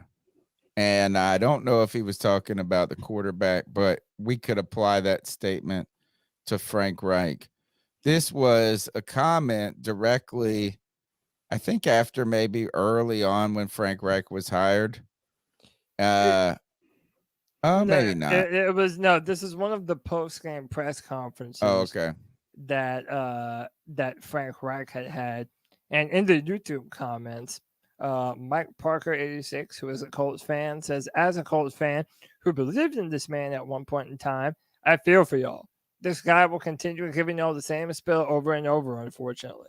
He believes in players that aren't elite. He's too nice. Never has good game plans. So y'all will never score first drives and will start behind all the time. Another thing is y'all will suffer injuries nonstop. Sucks, because I live in South Carolina and go to Panthers game a lot and was pulling for y'all. And this is where that everything that he said is what we're experiencing right now. Again, I hear you, man. I just don't know that you're going to be able to do better and hire an entirely new coaching staff in the course of one off season and benefit Bryce in that type of way. I mean, at the same time, I also want to make sure that it's clear, if we do fire Frank Reich, yes, will I think that he has gotten the shit end of the stick? Yes. No, not really. I'm also not going to lose sleep over us firing Frank Reich either. Right. It's hard to argue with my man's comment here. Frank is, we said it, Mr. Nice Guy, where I said it early in the season. And on top of that, I think this is the type of guy Tepper wants around him. Just a yes man. Just a yes man. Right. But what is this? Why is this all about? What's the deal with the players are going to stay injured? How's that, Frank Reich? Yeah, that I don't know, man. People are wondering either one, what we're doing at practice, or two, are we seeing all these lower extremity injuries because of the turf that the Panthers have? Strange. And it continues to be a very big part of the discussion on whether or not the organization is physically taking care of the safety, health, and well-being of their players. All right, let's take another call. The number is 252-228-5098. What's going on, guys? It's C3, Coach Kurt. Just calling in to let you guys know that Marquise Haynes is coming off the IR. Hoping he can suit up this week against the Bears. I don't know if he'll, since we go Thursday, I don't know if he'll be able to return, but it'd be great if we got him on the field Thursday for a rotation. Von Bell's coming back. Hopefully he can get on the field on Thursday. We signed Blake Martinez, a veteran linebacker, good rotational piece at the position. But the man is coming out of retirement, not only because Panthers are in dire need of playmakers on both sides of the ball, but because he got banned trading Pokemon cards because he was scamming buyers. Are we fucking serious? Oh my god. It is pretty fucking hilarious, man. This is so fucking awful. But I'm going through some articles and I'm seeing that Michael Pittman would be like, a nice fit for the Carolina Panthers and Jerry Jeudy and all this shit. But I doubt obviously we got to build from the trenches. And if we don't do that, I'm going to lose my fucking mind. If we don't get a better offensive line and more depth in our defensive spots that are lacking, it doesn't matter. You can have the best receiver in the NFL, and if you have 2 seconds to get rid of the fucking ball and you're 5'10", you're going to get fucked up every play. I'm sorry for the cursing and shit. This is just horrendous. What are we doing? Let it out, Kurt. I went through another article, and it said top 7 coaches that are on the hot seat, and Frank Reich, after just 1 year, obviously it's been a terrible year so far. The article says he's on the hot seat. Obviously, it's just a reporter doing his job, getting paid to write bullshit. But he is. I don't Don't think worry. there's any way in hell that we can get rid of Frank Reich, having to be paying what this would be our 3rd coach that we're actively paying, or some shit like that. I mean, well, the next one would be the 3rd. But Byron, like I said, Marquise Haynes, hopefully he can sit up Thursday. Same with Von Bell. I think we gotta stick with our run game, guys. I mean, I think it was looking good and we went away from it. And I feel like if we kind of stuck with it a little more through that Colts game, that game would have gone a lot better. Instead of us having to deal with, Bryce Young having a small limited amount of time to throw the ball and then, rushing plays and rushing throws and making these god-awful mistakes he did against the Colts, making a cornerback the best player of that game with 113 receiving yards and 2 touchdowns. Fucking hell. But he's got a part 2, and then here, go ahead and put that Pokemon title thing up since he brought it up. Yeah, hey guys, it's Cody again. I just want to finish up my little spiel. We go against DJ Moore on Thursday, and I don't know. I think what's his name, Tyson Bagent. If we let Tyson Bagent, now I think Justin Fields is coming back, cook us, I gotta tune out, bro. I will forever be a Panthers fan. I have been my whole entire life. But even when our defense comes through, our offense lacks. But we can. This is a DJ Moore quote unquote revenge game. And as much as I love DJ, we gotta shut him down. I mean, we can't have Tyson Bagent. We have to win this game. DJ Moore having a good ass game on us. I mean, our Frank Reich revenge game went absolutely terrible. If we could just come through for one more game and not give Bears the number 2 pick overall and then going back to back, that would be great. But we'll see what this offseason looks like, as we will probably win only maybe one more game. I'm optimistic for hopefully 3, but it's hard to be optimistic when week after week it's either an injury or terrible play calling or terrible mistakes. But like I said, this is always a therapy session with you guys. I appreciate you guys so much, man. I'll talk to you guys later. Thank you. Appreciate you, Kurt. We Thanks, appreciate man. your calls, man. We love everybody who calls in, especially you. Absolutely. And he brought up a couple of things. Before we get to this, I just want to mention they got to win Thursday. Oh, 100%. And we're going to get into it. If they don't win Thursday, it's going to be such a kick in the balls. Oh, we're going to take those brass balls off of Tepper's desk, and we're going to just throw them right into his real balls. We're just going to take it and just fast pitch it right into his nutsack, because it will be a metaphorical kick in the nuts to this organization if they lose. And it's like I said in the opening, Tony, they could beat us, win the game, and it guarantees them another shot at us having the number 1 pick in the draft that belongs to them. No, I mean, that's why first of all, they can't lose in a way. And on top of it, dude, let DJ Moore go off. Oh, done. Oh my God, dude, it's gonna be embarrassing. The cat calls. You know what? I'm here for it. Yeah, I'm here for it. That post game, we might as well take some meth and just stay up for 2 days because the calls, we got a lot of calls. So let's hit this up. Let's do prize picks and get right back to rolling through these calls. Yeah, man. So listen, if you haven't already seen the Carolina Panthers have brought Blake Martinez out of retirement because they need linebacker depth. They need players right now. And funny thing about Blake Martinez, he has reportedly been permanently banned from reselling Pokemon cards on Whatnot over scamming collectors, according to Dexerto. Statement from Whatnot after a comprehensive investigation into Blake's Breaks operations, we have decided to permanently remove the seller from our platform, including the individual employees involved in misconduct.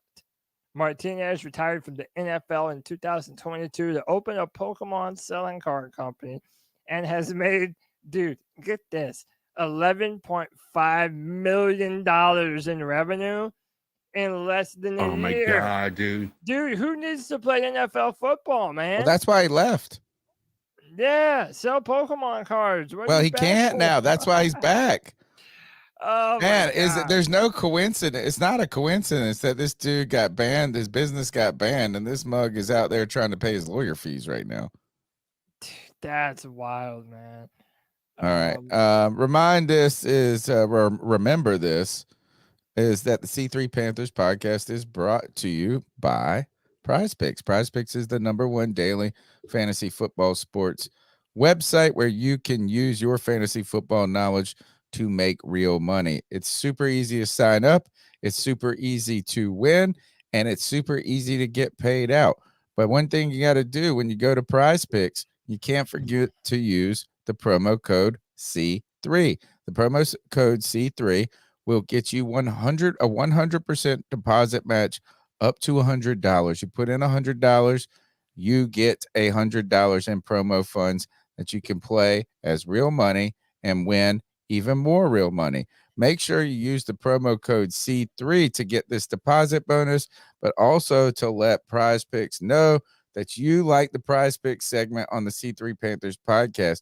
What I love about PrizePicks is not only the product, but our code gets you the same thing that codes like on Joe Rogan get you or whatever. Like, so that's how they think about C3 is to podcasting as Dan Patrick is to radio, I guess. Anyway, use the promo code C3 and you get that deposit. You get that deposit match. And even if you've used it already, make sure you're hitting us up on Twitter, letting us know what you're playing on the PrizePicks. We need your help just like you need our therapy. I tell you this, Cody, we always looking at the matchup ahead as our segment for PrizePicks. And I just put in the Panthers. And what I can tell you is that I never saw this coming. Never that many people. Well, first of all, yeah, this is because we never have this on a Tuesday night because it's so far out into this is like what you pull up Thursday, on Friday.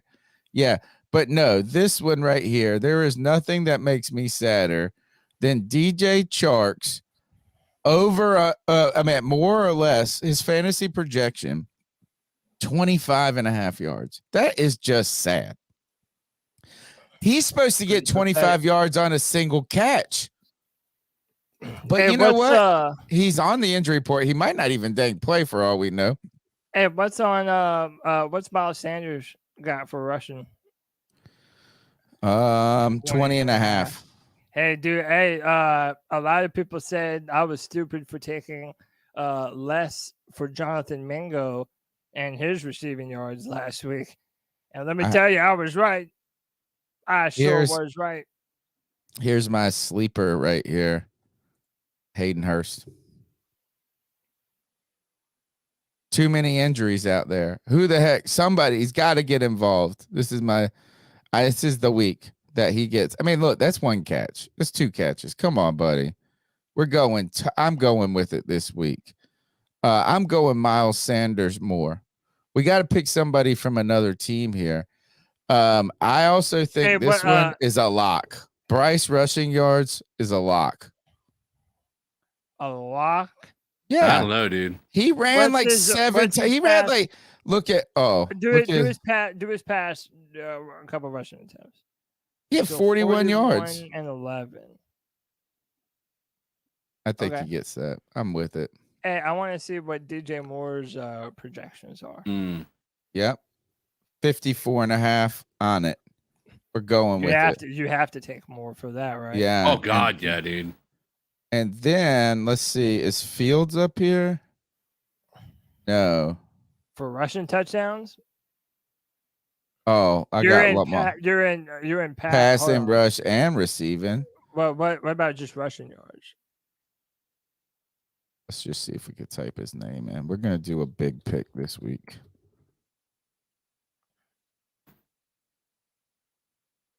Fields is not up there, so they're not confident he's going to play. How many I got so far? Sanders, Hurst, Young, Moore, Jackson. Is that 5? Yeah. We're going to do a 6er. Jonathan Taylor, touchdown. Nixon, don't feel great. You never know with the. Hey, wait, hold on. Go back. Let me see Mixon. Just he's got to get a touchdown. But do the numbers, like his recent numbers. Come on. He's had one in the last 2 games. That's why it's up there. That's not a bad one either. Yeah, it's really not. Who are they playing? Yeah. Who are the Bengals playing? I think it was New England, maybe. No, I think they're playing Buffalo. Houston. Yeah, I would take Mixon, Tom. Let's see here. They got Derrick Henry at 74. Damn. Travis Etienne. They got it 84 or something. Nico versus Cincinnati. Olave. Michael Thomas. What's Nico's numbers versus Cincinnati? 58 and a half. What's he? Mike Evans, 60 and a half. That's a lot. We got to find somebody that can just. I don't think 58 is a lot. What's Nico Collins done the last few weeks? If you play for the Panthers, that's like 7 weeks of receiving. Right. But I'm saying, what CJ throw out there for? Top 470 yards last week? Somebody in the chat, give us something good to look at. What about tackles and assists? Xavier Woods up there. I don't know if we can count on him playing. Really? Is he hurt again? Yeah. So you are allowed to do 3 Panther players in one. I think you just can't have only one team. Right. You can do 3 if you do like 4 players. I'm telling you. I mean, you don't think it's gonna work? I think Mixon. Why? Why do you think Mixon? Because all he needs is a touchdown. Like, isn't it passing or receiving? Yeah, but it's also the Bengals, and all they do is throw touchdowns. All right. I don't love it. I mean, he's got 2 in the last 2 games, or 1 in the last 2 games. So, all right, I'll do it for you. All right, so here we go. I want my cut if it hits. Going more. We're going more. I only go more. Yeah. We're going DJ more. We're going Lamar more. And we're going Joe Mixon more. I kind of think Lamar, you should hit less. Who are the Ravens playing? They're playing Cleveland. He's gonna get 2 touchdowns. No, dude, it's passing. Passing, rushing, receiving. The Browns have a legit defense. I do. They have one of the better defenses in all the NFL. I think that's my problem with PrizePicks right there, Tony. I think I just pinpointed it is 20, baby. Yeah, I only pick players that I want to go more for. I never look at a player that I think is less. Maybe I should start looking at it a different way. Yeah, that's what I started to do. I started to try and look at some of the ones that I don't think are gonna hit. Dude, Adam Thielen was a letdown for me, man. He didn't get his projection. What do they have him at? 73.5. See, even though he didn't hit it last week, he'll probably hit it this week. You know, that's what I'm saying, man. All right, let's get for 8. Let's get right back into the calls. The number's 252-228-5098. Let's keep going. Tell me if we heard this one already. Hey guys, keep your coach Cody again. I just want to say something.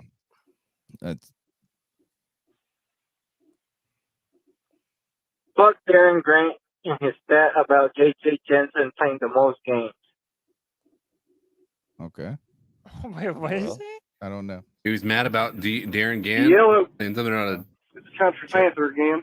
I know y'all hate multiple calls, but I've got some good advice I think I'm going to put on you. So, give you some advice from up here on the mountain. I think I know how to fix this thing. All right. So, I think first of all, you ain't going to fix this thing till next year. All right. So, we're going to take our center, Bradley Bozeman. He's getting his lunch money taken at center this year. All right. We're going to move him over to right. No, let's go left guard on him. All right. So, we're going to move him to left guard. We're going to draft us a center because we're going to get a pretty high second round pick. All right. So, we're going to draft us a center in the second round. All right. We're going to let Brady Christensen play left tackle.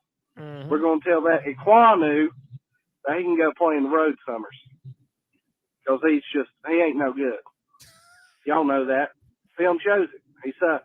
All right. So that's how we're going to fix them offensive line struggles. Man. Bryce Young, I don't even know what to say about him. We're kind of stuck there for about 3 years, but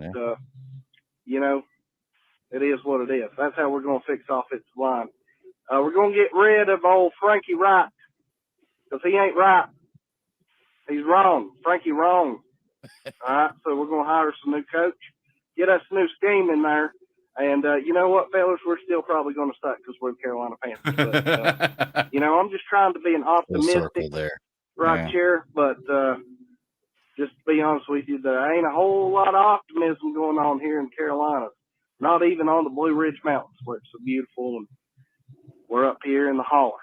So that's just my thoughts and opinions on how we're going to fix this struggling team, and you know what, fellas, I just don't think there ain't no fix for it.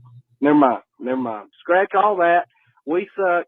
We're going to suck until we don't, which we're always going to suck. So, it is what it is. But, all right. It's getting to my man. That mountain air up there got him. Next call. Hey, this is Ram. Staying out in Atlanta from Fort Bragg. Listen to y'all all the time while I'm door dashing. Man, I just want to say I feel a little bad for Bryce because we were sold something and we just didn't get it. So it's falling down heavy on this young man, and he's a little guy. So what are we expecting? I just feel kind of bad for him. He's just going through a lot. But listen, can only be as good as your team, man. I'm a good spades player, but if I got a bad hand, then you got to play what hands you got, what dealt. You got to deal with what you got, and he doesn't really have much around him. He doesn't have anything around him. So for Thielen, and I mean, they're gonna double team him. Coaching sucks. The team sucks. I remember somebody called a couple weeks ago and said, put him in a plane and crash the plane. I wouldn't crash the plane, but I wouldn't mind if, the plane got lost somewhere. They still alive. In China. They're just on an island somewhere. and they're not coming back. But Bryce, it's sad that we got sold this dream that you was going to be this great quarterback, even though you're only like 5'1", 102 pounds, you know. I like this. It's just a lot on his back. But regardless, no excuses. He's not doing good. But his team isn't good either. So, but we're going to keep pounding y'all. Y'all keep rolling hard. Y'all have me laughing in my car doing my DoorDash. Appreciate y'all. Keep pounding Panthers Nation. Thank you for your service. Pounding, man. You got to do that. It was a veteran. It's Veteran Salute Month. I mean, look, Saturday is Veterans Day. Tony's birthday as well. And you know, so thank you for that. And I love the call. I love the, you know what? We don't want you to crash and die, but we wouldn't mind if you were marooned on the island and you just lived there for the rest of your life. Let's go to the next call. What's going on, C3? What's up? It's Anthony from Charlotte. Hope y'all boys are having a good Tuesday. Just calling in to address some things. Last week was tough. Gotta flush it down the toilet and forget about it. 1-7 now. Seems like a lot of the fan base is in a Twitter space last night. We talked about a lot of it. We're really down bad right now. Like, this fan base is at a new low, and I never thought we could get here with Matt Rule, which is kind of crazy. But yeah, you can literally go to Panthers games for like $11 now. It's actually pretty insane. I remember the time where playoff tickets for the Panthers were like a couple $100 just to even sit in the 500 section. It's absolutely insane. Kyle Bailey was absolutely going off on Frank Reich, Scott Bitter, the whole thing, saying like Frank looks like he has anesthesia when he's sitting on the sideline. I thought that was pretty freaking hilarious. But I want to address something that, first off, I don't know if we're going to beat the Bears. We'll see what happens. It's kind of a toss-up at this point. Like, never know, really. I mean, I do know for certain that Deontay Foreman and DJ Moore are most likely going to have good games. But I do want to mention something Cody brought up. I mean, he really said that saying that if we get a new coaching staff in here, with his confidence and this and that. No, Bryce is he's been doubted his whole life. I mean, you listen. My whole thing with people, you know, listen. I knew months ago that Scott Bitter was terrible, and it took fans a while to see that. But Frank Reich is not a good coach either. He wasn't. I've been talking about this. He wasn't on anyone's top 5, even top 7 head coaching wish list for anyone to come to the Carolina Panthers. The reason we don't like him is because he has a lot of the same issues as he did with the Colts, and why he didn't make the playoffs when he lost to a 3-14 Jazz team. To Cody's point, if you're gonna fire Scott Bitter, you have to fire Frank Reich, because you need a competent front office in here that's on the same page about anything. Bryce isn't going anywhere till at least the end of his rookie contract. Like, David Tepper invested too much in him. Frank Reich's not going to survive if we go 1-16.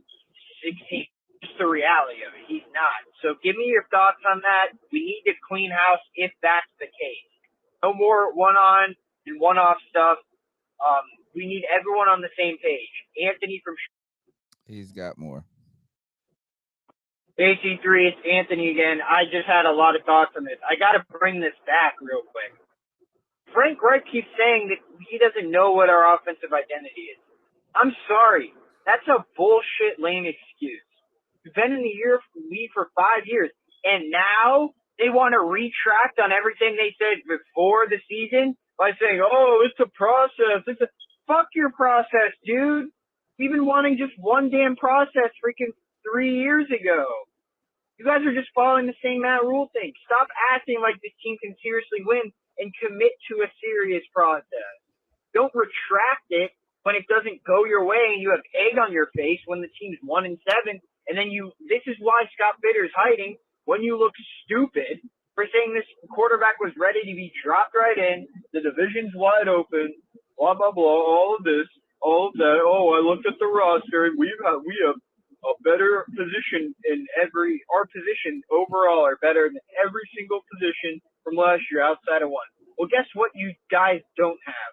You guys don't have a coach that puts fire in their belly and knows what the players are good at and plays to the strength. There's no serious running attack. We run pistol all day. And Frank Reich's just a wimp. He looks like Billy Bob Thornton in Bad Santa 2 working at your local Harris Teeter, stealing a bottle of vodka and running off. That's who he is. He's a washed-up grandpa. I'm sick of the Frank Reich excuses. He's not a good head coach. And if you are going to get rid of Scott Fitter, his ass needs to go too. Because nobody was interested in hiring Frank Reich as their head coach this past offseason.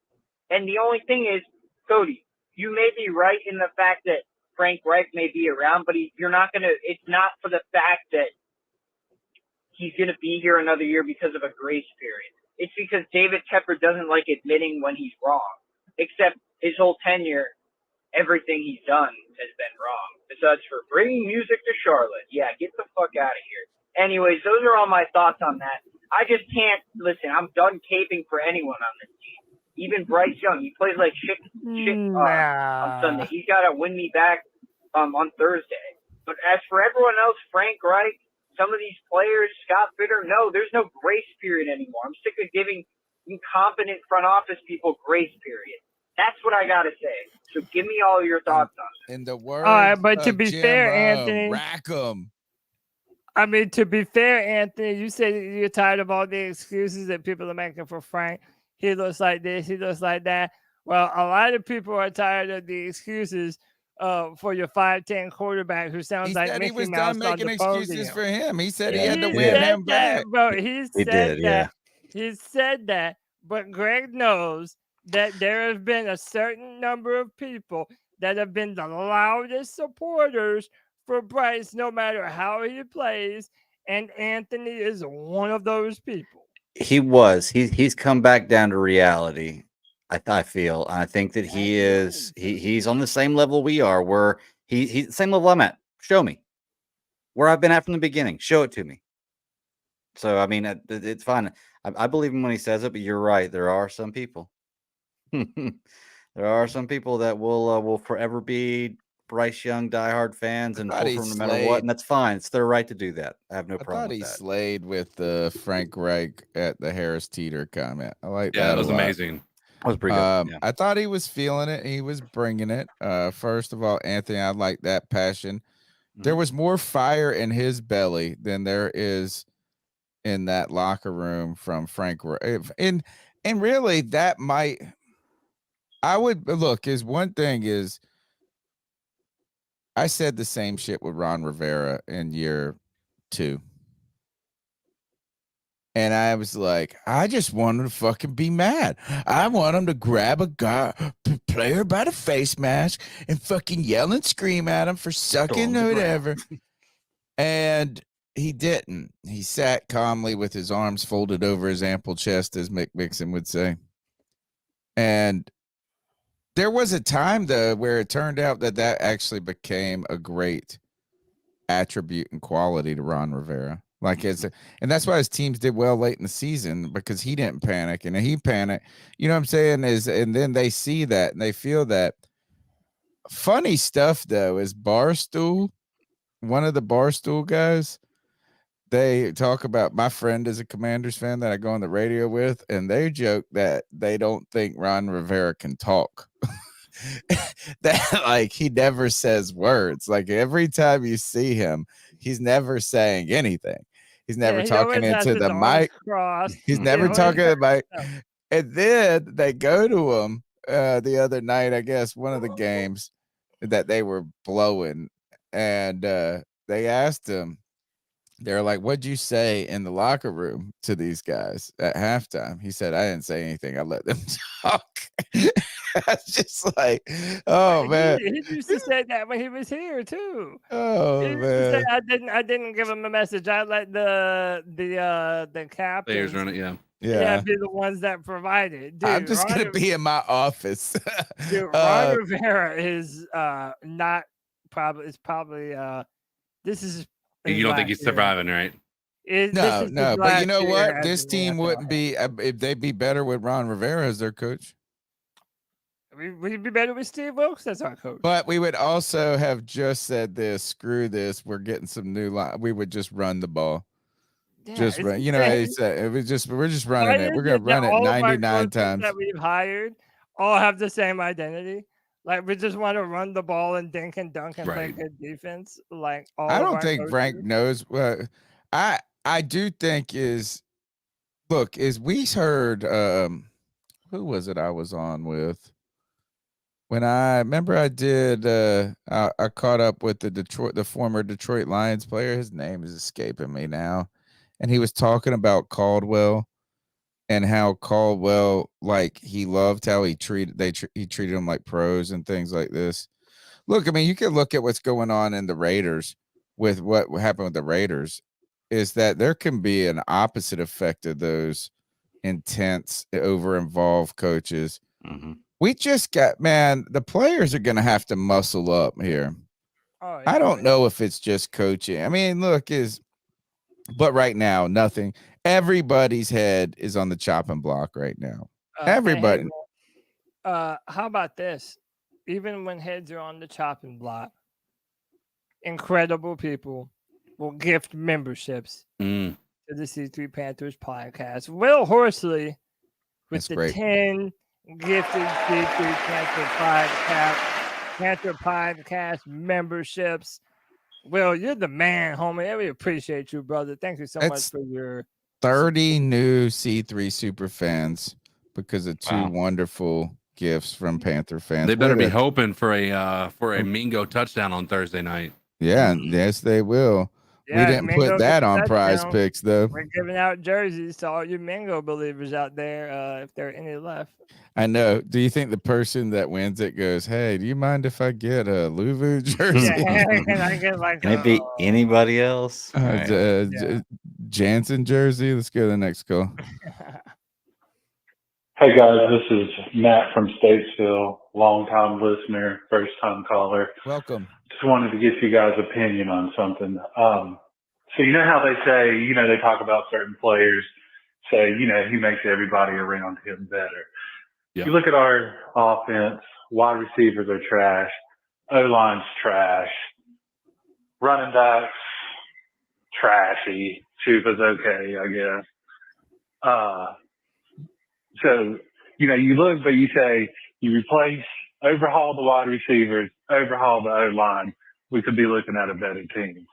But is Bryce that player that can elevate the people around him? So what I'm getting at is, could we just go all out, sell out, overhaul the offensive line in the off season? I know it sucks we don't have a first round pick, but you can find good linemen in those middle rounds. Go all in on the offensive line. Give that man some time, some consistent time, not just time every 10 plays or something, consistent time in the pocket.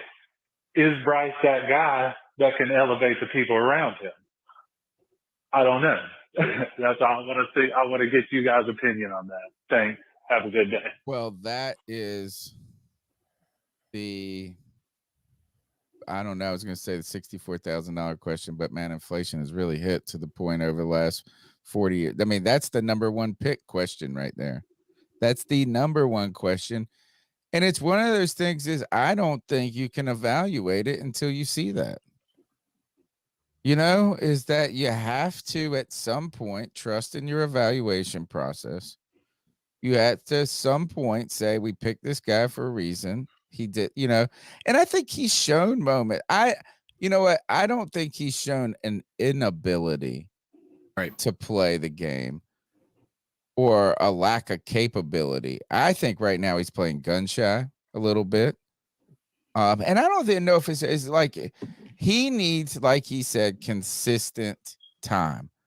because Bryce has had time at moments this season, and he hasn't done well, and he's had time, and he has done well. The problem is whenever he really truly needs time, he's getting destroyed. And here's the other part, and not even in defense of Bryce. Like, the problem with that is you can't expect perfect situations on every play. And quite honestly, if you plan on being a contending football team, you have to have an offense that's able to go up against the best defenses in the league, right? Obviously, we haven't faced the best defenses in the league, and he's still, all the pieces, everything's struggling.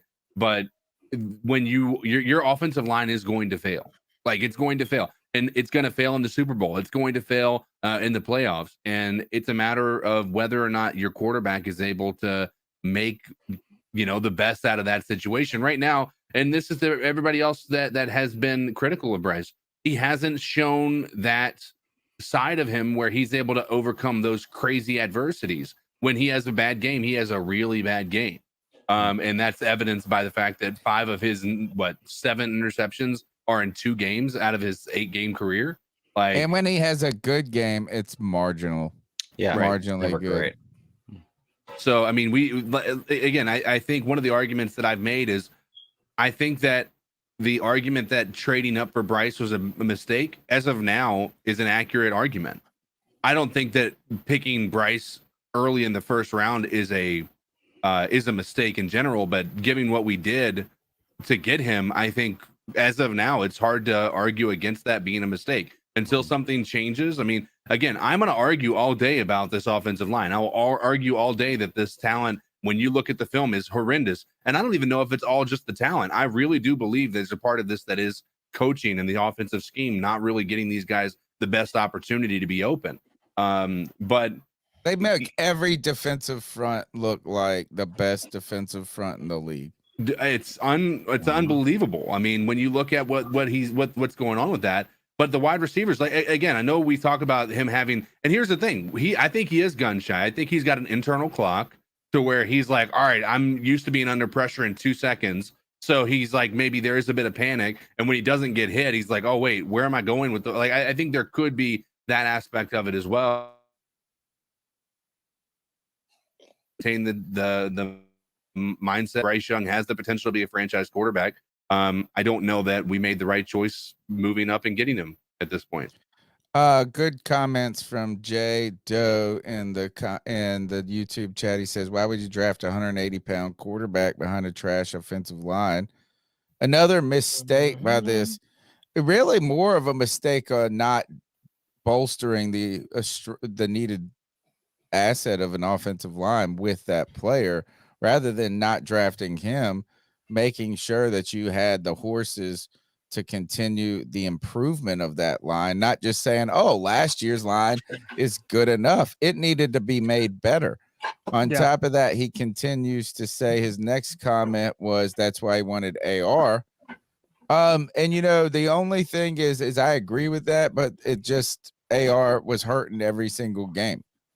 So that's strange. And my last point, and then you take over, is I think if anything, the Panthers, I don't even care about offensive weapons. I'm sorry. I truly don't. I don't care. I don't care if I think you just need the line. Yeah. I think that's because the run game would be more competent with an offensive line. Right? Is that sure? Chuba, these aren't no barn burner dudes, period. Either one of them. But you know what? Is any running back can do well when the offensive line is making big assholes. And number 2 is this: is that assholes. It's easier to turn mediocre receivers into guys that can produce behind a good offensive line than it is if you don't have a good offensive line. You got Stephon Diggs, Tyree. Who fuck cares? Right. But I'm also a big believer in get good both receivers and offensive. Well, sure, but if you can't do everything in one swoop, I think we should just focus on the offensive line. That's why I've been a proponent of it doesn't matter who your running back is, so why are you paying them? If you have a good offensive line that can run block, You don't need to spend a lot of money on these big high-end running backs that want to get paid. So, Eric with the collective $4 says, get Bryce an offensive line, and Icky is not a left tackle. I agree with you, bro. All right, next call. Well, you knew it was coming eventually. Bryce Young, this fucking guy. Yo, this fucking guy. 3 fucking interceptions, bro. 2 back to the fucking house, bro. I'm not a Bryce defender or beater or whatever the fuck. I try to stay completely fucking neutral, but this kid cost us that game. I can tell you that straight up. I liked his progression week by week, even though he didn't have CJ Stroud numbers. But the kid progressed. This game, he fucking regressed. And that fucking O-line, Jesus Christ, bro. I had a better offensive line than fucking Pop Warner. What the fuck is this?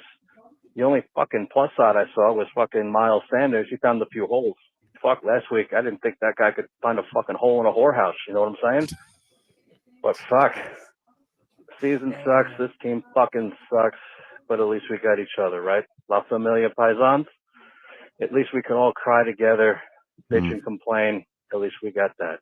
We got the C3 fam. We got each and every one of us motherfuckers. So, boys, have a good show. Yeah, that one kind of stung. Yeah. That fucking stung. Anyway, I'll catch you boys later. The only thing that's going to make my Paisans calls any better is if he comes on the show or the free-for-all and we put the blurry face on him. Like he's in C3 protective custody. Yeah, witness protection. But by the way, what a great new segment. This fucking guy. Yeah, this fucking guy. Next go. What's up, guys? This is Chase from Anderson. You know, now we're a couple of days past post-game overreaction. I don't think we really know what we got in Bryce Young.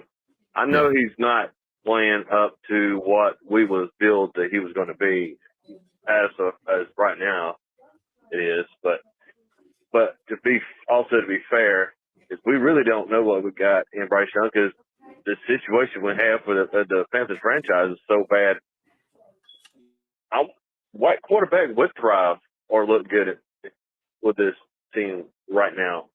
Not many, you know. So there's that. But there is some optimism that I can see that's a very bright spot is that the game is on Thursday night this week and saves us from watching and having a miserable waste of a time on Sunday. There's that. And the question is, whose performance has been the most disappointing this season? Bryce Young, the offensive line, or Brian Burns? Oh, he said I would say Brian Burns not playing, by the way, this weekend. I'll be quick. I would say offensive line, but in particularly, I'm saying Icky Ekwonu. Yeah. I'd like to say Brian Burns. I was hoping he'd include him in there because he's definitely an honorable mention, but there's no excuse for this offensive line this year. I think Brian Burns has played hard, but I think so as well. I think he kind of showed you the same arguments are going to continue to follow him right now, and that is he elite or is he just good? And is he not elite because there's nobody else? Like, it's like, you know what? It's like we almost don't learn anything about the Carolina Panthers. Like the caller said, we're not going to be able to learn anything about Bryce until we get a better offensive line. Well, guess what? That means we'll just never learn about Bryce. Yeah.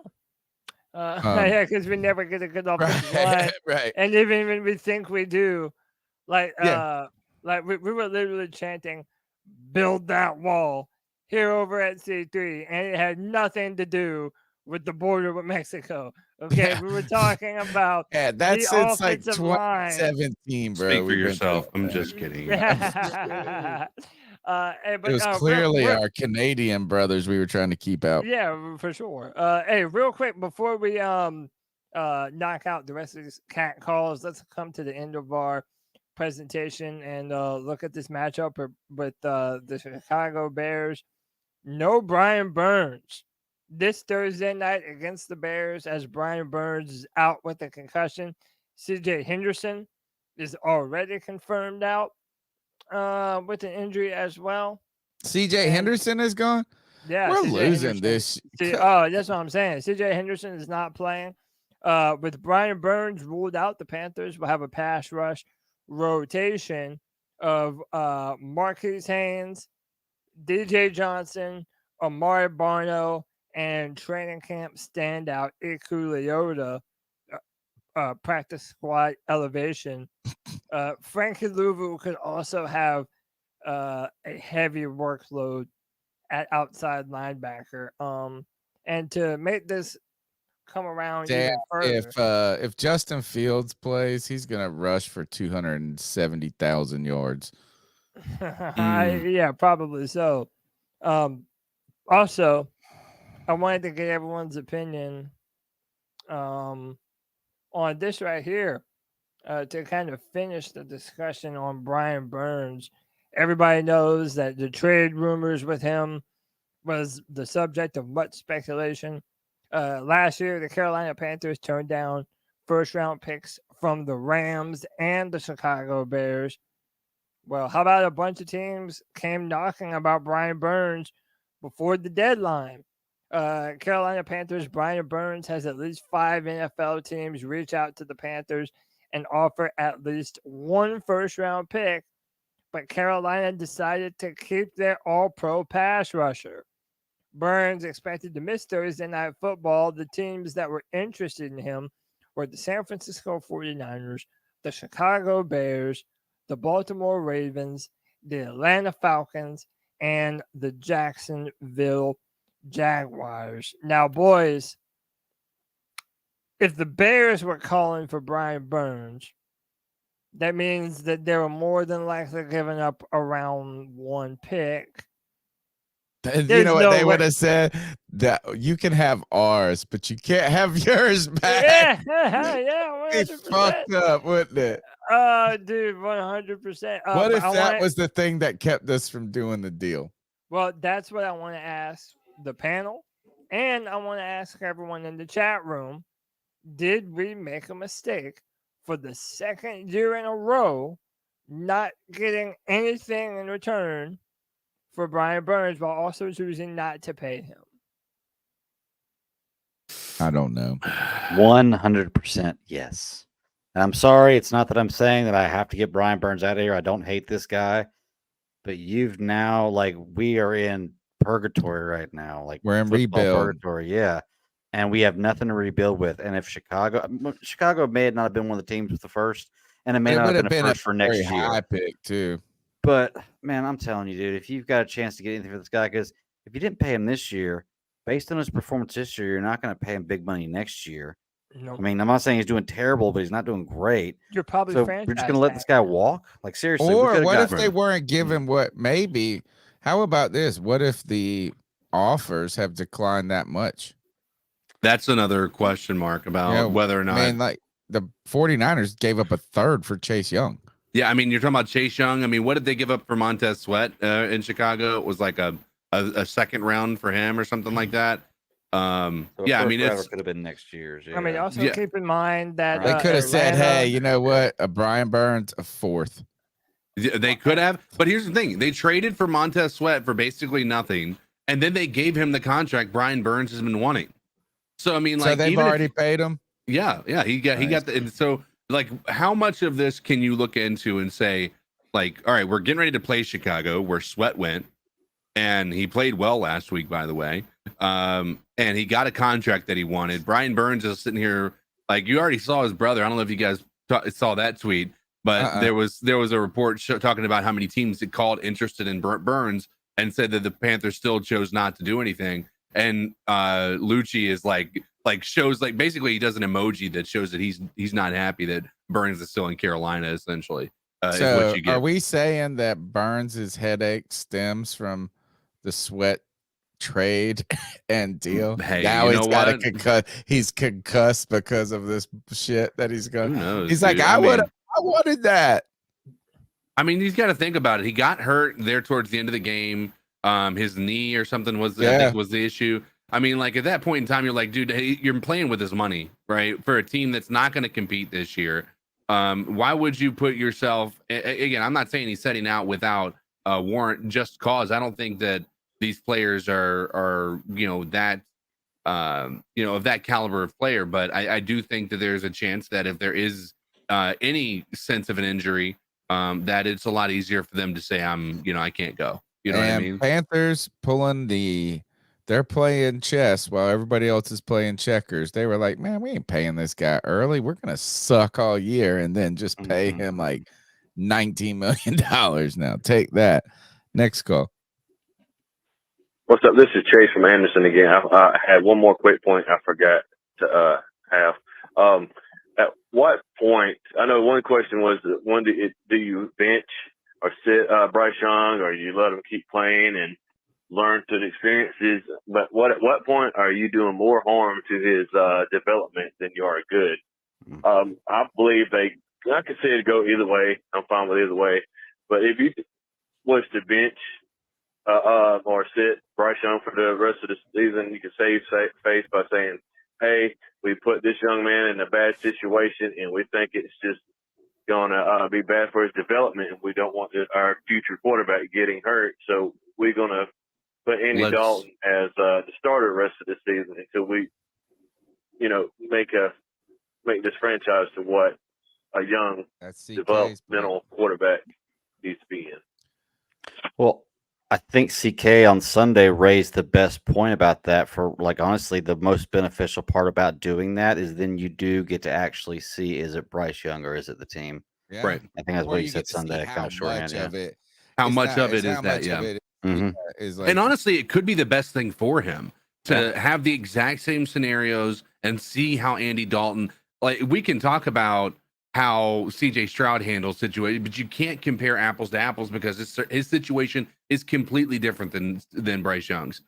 Andy Dalton's wouldn't be. It would be identical. And if he were to come out here and these players started to play well, then that's fantastic. One thing that I did have a concern about is I was watching some of the film study on YouTube and whatnot, prior to our film study that comes out. And one of the things that a lot of these people are pointing out is it looks like our wide receivers are just lazy.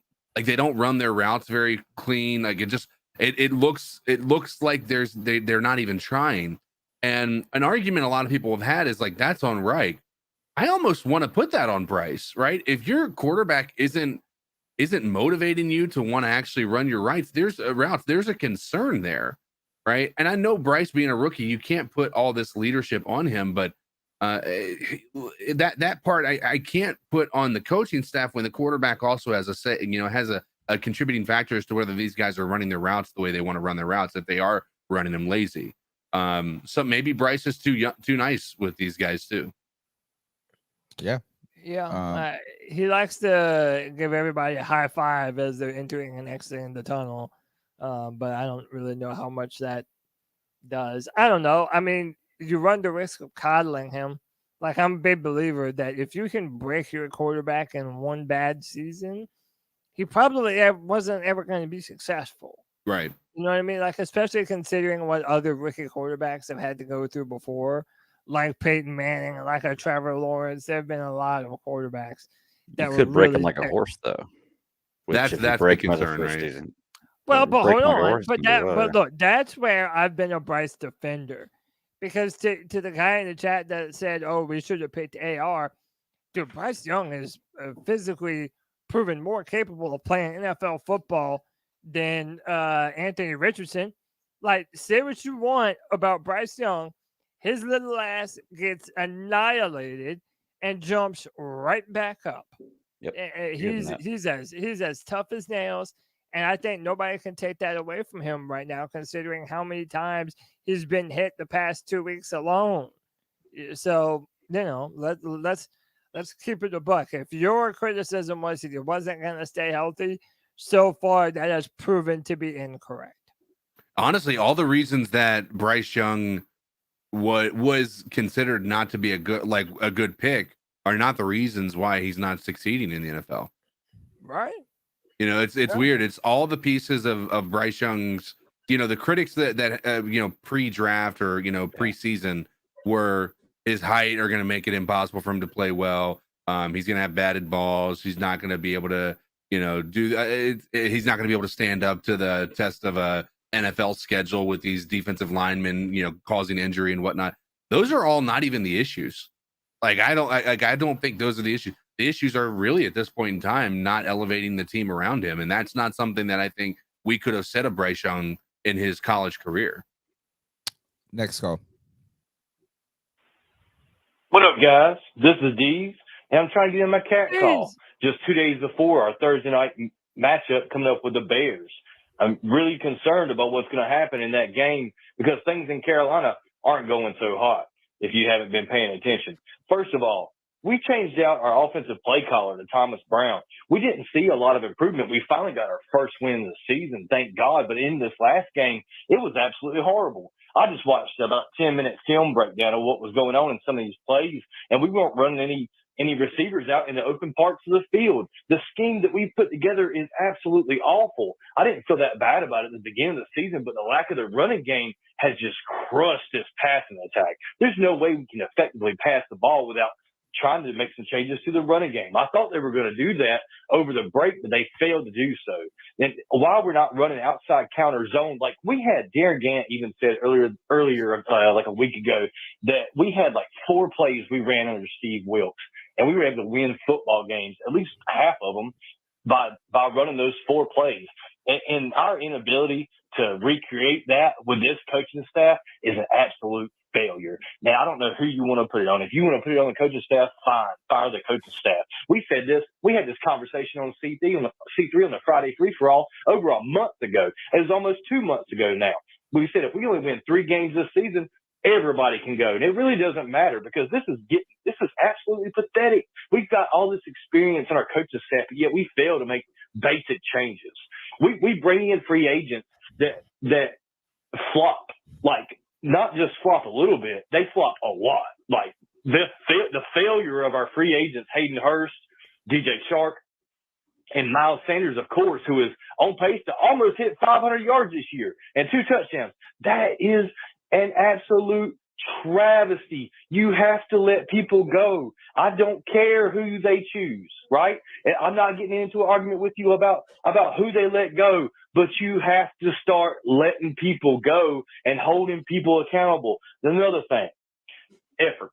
Lack of effort in the film I just watched. Just 10 minutes, a handful of plays. It was like 8, 10 plays, maybe 12 at the most. And I'm seeing guys running hard on one route and not running hard on the other one. Well, I don't like this route, so I'm not going to run hard on this one. Or I don't know what I'm supposed to do on this play, so I'm going over here and I'm standing in this other receiver's place.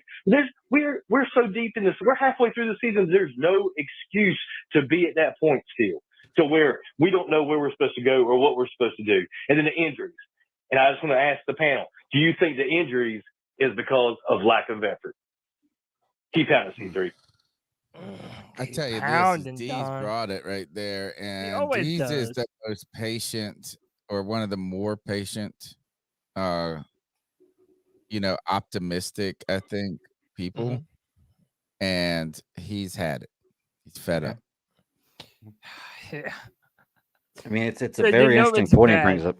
Oh, go ahead. No, I was saying, it's bad when Deez is like, all right, man, I'm over it. Yeah, it's a very interesting point he brings up about the injuries and about it being a possible lack of effort. I never thought about that because when you are playing a game like this with a lack of effort, you can definitely get injured. We talked about this before the show, though. Nobody ever gives blame to the training staff.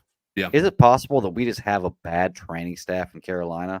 No, to have so much injury. I mean, I don't know. It's like I don't know how the trainers are the ones that I thought they were helping you rehab from injuries more. Well, that's a possibility right there. What if you get injured and you have a bad person helping you rehab poorly? I don't know. But I will say this: is he brought this up? Is people got Cody? What'd you mention about Thomas Brown? That Thomas Brown said, "Oh, I don't think the offensive line needs to. I have no concern." What's going on here? Yeah, he said that he's not concerned about pass protection. What are these mugs even talking about? He said not concerned at all. That's why I tell people you don't need to stop believing what you hear from the coaches when they're up there at the podium. Like All right. part of what they have to do is give you the talking points. Like they have to be like, oh, we're not worried, we're not scared. They have to but you can say the offensive line needs to be better. Yeah, true, but like I'm they have concerned to, they have about to Bryce's provide this. success if he doesn't have protection. I mean, he doesn't have to say concern, but he can say, look, no, we have not been playing the way we want to play. Well, I mean, if you can say that, if Wright can say that about Bryce, why can't Thomas Brown agree that the offensive line is a concern? Like if these guys it's can not, be or just say it's not playing up to snuff, right? CK? Right. I mean, well, the other, like, I guess the part of it that's tough is like when you look at the line that we have, there should be no reason it's this bad. Like not a single reason. Like you can talk about Brady Christensen not being in there, but there is not a single reason that you could give me as to why this line is this bad compared to last year. I can tell you this is that it wasn't that good last year. It was number 17 in the league. It's like one of those things I think is like we can find a way, like in what stat? And run all, blocking. Icky overall. Icky had a bad first like 2 or 3 games, but he didn't allow a sack. All for they like did 10 was games. run though. They just run block. No, they did a lot of like pass plays in that moment too, because we weren't winning games. We had to pass a lot. I watched that offensive line. Okay, so if they were 17, they were just kissing 17. That's fine. It's like it was, you know what is I think that we said that they were good. You know how it's kind of like what you guys were saying. We've lowered the bar. Yeah, 17 is just barely above average. So yeah. Right. And it was right, just like this is the first time we saw an offensive line that wasn't atrocious. No, yeah. Well, that's what I'm saying is then now you haven't you got Austin Corbett's been out. You got we've been playing with scrubs in the middle, and Icky's got a flat tire.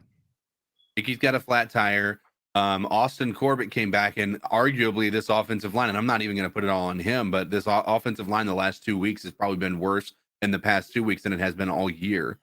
On top of that, not saying that all year it wasn't bad, it was just not nearly as bad. As the it last hasn't 2 been weeks. good the last 2 weeks, but and he's been back, and he's might be getting the rust knocked off and all that stuff. I'm not putting that all on him. But it did feel like this past week, when you go back and watch the film, the majority of the pressure was coming from the interior. It wasn't that they weren't having to blitz a lot to get the pressure. Nah, they got there with 4. They were rushing 4 a lot of the times and getting home. And that's never a recipe for success when we're having to put, when we have, not only are we having our running back try to help protect Bryce, that means we have one less receiver out trying to catch the ball, but we have 3 receivers out there against 9 secondary people. Like it's ridiculous. What's going on with this? Yeah. So to General Zod, who says that me and Greg are some scorned bitches. The fact that Panthers gave up capital to get Bryce is not his fault. The Panthers not taking CJ is the front office fault. Who in the fuck has ever said that it was Bryce Young's fault? Right. I will say this. He didn't turn down the first round pick. He didn't turn down the pick. No, you know what? People just make up dumb shit. Right. Right. That was a whole lot of nothing what he just said. Does that mean that he wasn't worth a first round for the first number 1 overall? No, but he's trying to make it sound like we're blaming Bryce for the fact that they traded so much to go up for him. Well, no, we're not blaming Bryce. We're blaming the evaluation from the fucking staff. That's what we're doing. Even Greg and I have both admitted that you're going to have to build around Bryce, whether you like him or hate him. Like that's what you have to do. No one's calling this unfair. Can we talk real quick about, I just want to bring this up, the Thomas Brown. I don't know if I got to go watch this press conference to see how he, like, some context to this. I want to shout out at Lil Rocket NASA on Twitter, who is one of the best Twitter follows in the world, man. I love this guy. I always be cracking up on his stuff. But he shared this with me because I was asking what he was talking about. And it is this kind of cryptic tweet from Amir Smith Marset, who is the guy we acquired in a trade, I believe, from the Kansas City Chiefs, who has been our punt returner this season. And he put this out 11 hours ago. Proving yourself just to get overlooked is crazy 100. So on its own, it's just like, I mean, you can see that he maybe is a little frustrated because he's not being incorporated at all into the passing game, especially when there has been a complete lack of passing attack. And we always say is there's no weapons. And this guy is a speedster, right? Yeah, so you want to, I mean, so, but here though, then to bring this up, I gotta share this. I thought I was gonna switch tabs. Hey, Look real at quick, it. while you're doing that, the real C3 AP says, is the O-line not fitting the offense, the offensive scheme, or vice versa? I don't know. I believe both. I believe that the scheme doesn't fit the O-line, and the O-line doesn't fit the scheme. I think that's also possibly true with the wide receivers, is that they're not. I just can't imagine that our wide receivers on the outside are having this much trouble creating separation. They've been playing football for how long? DJ Chark was a former Pro Bowler. Like, there's got to be something scheme related that's keeping these guys from being able to live up to their full potential. I don't know what else it could be. These guys are NFL players. I mean, there shouldn't be this easy. These guys shouldn't be that easy to lock down. It could just Everything be Bryce not shouldn't throwing be the ball. this bad. No, Look, when you like look I at said, the like I they're said, not. I think you can't it's some see of unless that. you look at the film. You can't see down the field to see what Bryce No, sees. you can. I'm telling you, I'm talking, looking at the all 22. Yeah, that's what I'm saying. Yeah, You got to okay. go look at the all 22 and watch some of these guys. Like, again, I wasn't going to go into incredible detail for this one. I did for the Texans one, and it's just god awful, dude. Like, even though we won that game, it's horrendous how bad these guys are not. Like, it's just there's nowhere to throw the ball. I think that the problem, CK, is when it's like if there is separation, it's on plays where the offensive line is getting murdered. And then when there isn't separation, it's like the one damn play that the offensive line holds up. Look at this. Sheena Quick posted this. So I guess that tweet then prompted them to ask Thomas Brown about Smith Marquette, and on Smith Marquette's lack of snaps at wide receiver, Brown says that has more to do with how Mingo has been playing, and adds that Smith Marquette has done well in practice. What the hell is he watching? I don't know. What the hell is Thomas Brown looking at? Because Mingo ain't done shit. And to be honest, I think you're asking a lot of him to develop early. But you know what? That's because I got Panthers traumatic stress syndrome. Other second round wide receivers and third round wide receivers developing quite quickly.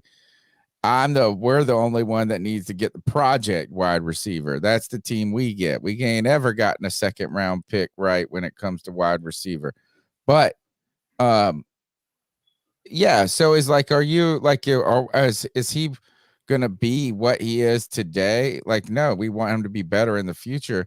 But really, that laziness that people were talking about, somebody wrote in one of the film reviews that Cody did that Mingo runs routes slow as a tight end. Oh, dude, I have pinpointed so many times on film, Tony, where Jonathan Mingo will run the laziest fucking route that you have ever seen in your entire life, that they're even slowing down to match how slow he's going. It's absolutely embarrassing. He's not good in run blocking. You'd think that he's a bigger wide receiver, that he would be able to run block a little bit. He doesn't do that either, man. So when I read a comment like this, because of Jonathan Mingo. This is from our offensive coordinator. Yeah, like what the fuck is Jonathan Mingo doing in practice? What's he doing anywhere? That's literally the speedster, right? That's the guy that we went out and got from Kansas City to be we got him for special teams. No, we got him for special teams, but he wants an opportunity to play wide receiver. And why not? Why not give him that opportunity? Now that we've established this, I think it's important that we go back to the conversation about whether it's worth it or not, or whether it's warranted to fire this coaching staff. Right. I mean, this kind of stuff right there doesn't give him any. You have this. Thomas Brown saying he's not concerned about the offensive line. Listen, if there's anything that you could point to say, like, there's justification for this entire staff to just be removed from the building come the end of the year, it's stuff like that. They're not right? giving us anything to help. We're sitting here trying to save their jobs more than they are. Right. Oh, yeah, for sure. Hey, Mr. Stratton, $5 says the staff won't give you answers. They will aim to mitigate the damage of a loss. 100%. And real quick, before we hit the final cat calls, I just found this on Twitter. 50% of the Panthers' throws on 3rd and 4th down this year have been short of the first down marker, bad, and to the outside, bad. You know what the other 50% were? It was 3rd and 1. Yeah, dude, 3rd and 1 and 4th and 1, and we're literally not even throwing a yard. We're throwing like bubble screens to the outside. It's just embarrassing, man. And by the way, we're ahead of everyone. Like, we are at the very top of that list, man. So far and number away. one something. There you go. Yeah, number one and number something. one, Next baby. That's why I see it. We're at the top of that list. What up, guys? Strats here. Oh, perfect timing. He just why gave does a our super offensive chat. line suck so bad? And how do they make it out on that field and not feel any bit of embarrassment? It's consistently bad every down. There's not like a good look in any of it. Their backs are always faced the opposite way within 2 or 3 seconds into less than that, within 2 seconds into the play, sometimes even less than that. You're allowing more sacks in a game than accrue through 4 games or more. I don't know how they're not fucking embarrassed. And I don't know how the coaches or anyone has been like, okay, let's change some stuff around here because this is not working. I don't know. I think I foresee we lose this week. I obviously would want us to win, but I just don't see it happening. I just don't see us winning very many games this year. So it is what it is. All right, let's go to D in Sanford. What's going on, family? D, Sanford, North Carolina, What up, ringing D? in. Had time to sleep it off. I've had time to get over it. Haven't watched too much Panther material just so I can reset and refresh. Happy to be with y'all tonight. Love spending time with y'all.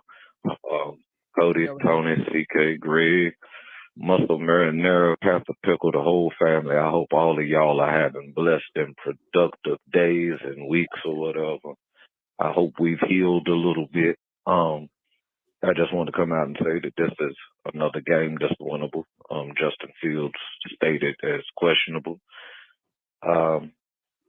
I'm more concerned with right now the morale of the team. Will they come with the fight? I'm not really worried to a degree if Bryce will play better. I think that the shorter week will probably be better for him, less time for him to stay in his head and can get that work in. I still feel like with the Colts game, it's a winnable game. I feel like if we're committed to making sure that that running game doesn't get jumped off, even if it's Fields or Badger, because they are 2 mobile guys, if we kind of can keep that contained, we can win. Just like the Colts game was winnable, we killed ourselves with just not being disciplined and turnovers. If we can at least limit the turnovers because, well, we've been undisciplined the whole year, I feel like this is a game we can win. You know, a lot of people have to talk. If the Bears win, it could shake up the front office or anything else. I know there's a lot of people rooting for that, but at the end of the day, I look for the win. Like I said, we're going to keep pounding, and we're going for it all. At least Thursday. It ain't no Super Bowl we're looking at. But like I said, I thank you for the community. I thank y'all for accepting me. I thank y'all for having this platform Tuesdays, Sundays, Fridays. Excited to have one Thursday. Highlight of my week is talking to you guys. So, like I said, y'all be blessed. Y'all be safe. Let's keep pounding. Let's enjoy this show. I love the supporters, man, from Strats, monetary support with the super chats, to D from Sanford, to our brand ambassador, D's Ill Skills, and especially some of the people that look is we get some we don't have many Patreon fans, but there have been some that have been given small donations and even bigger ones. Dave Hino, thank you. Roger David Wilson Jr., Jessica Shamel, Ben Sweezy, Danny Meeks, Mr. Lightning, Chad Howell, Stephanie Sorrell, Joe Riolano gives, Mark Land, Reagan Johnson, 3-4 catcallers in there too. So thank you for that. Mr. Strats, we didn't want to overlook your call.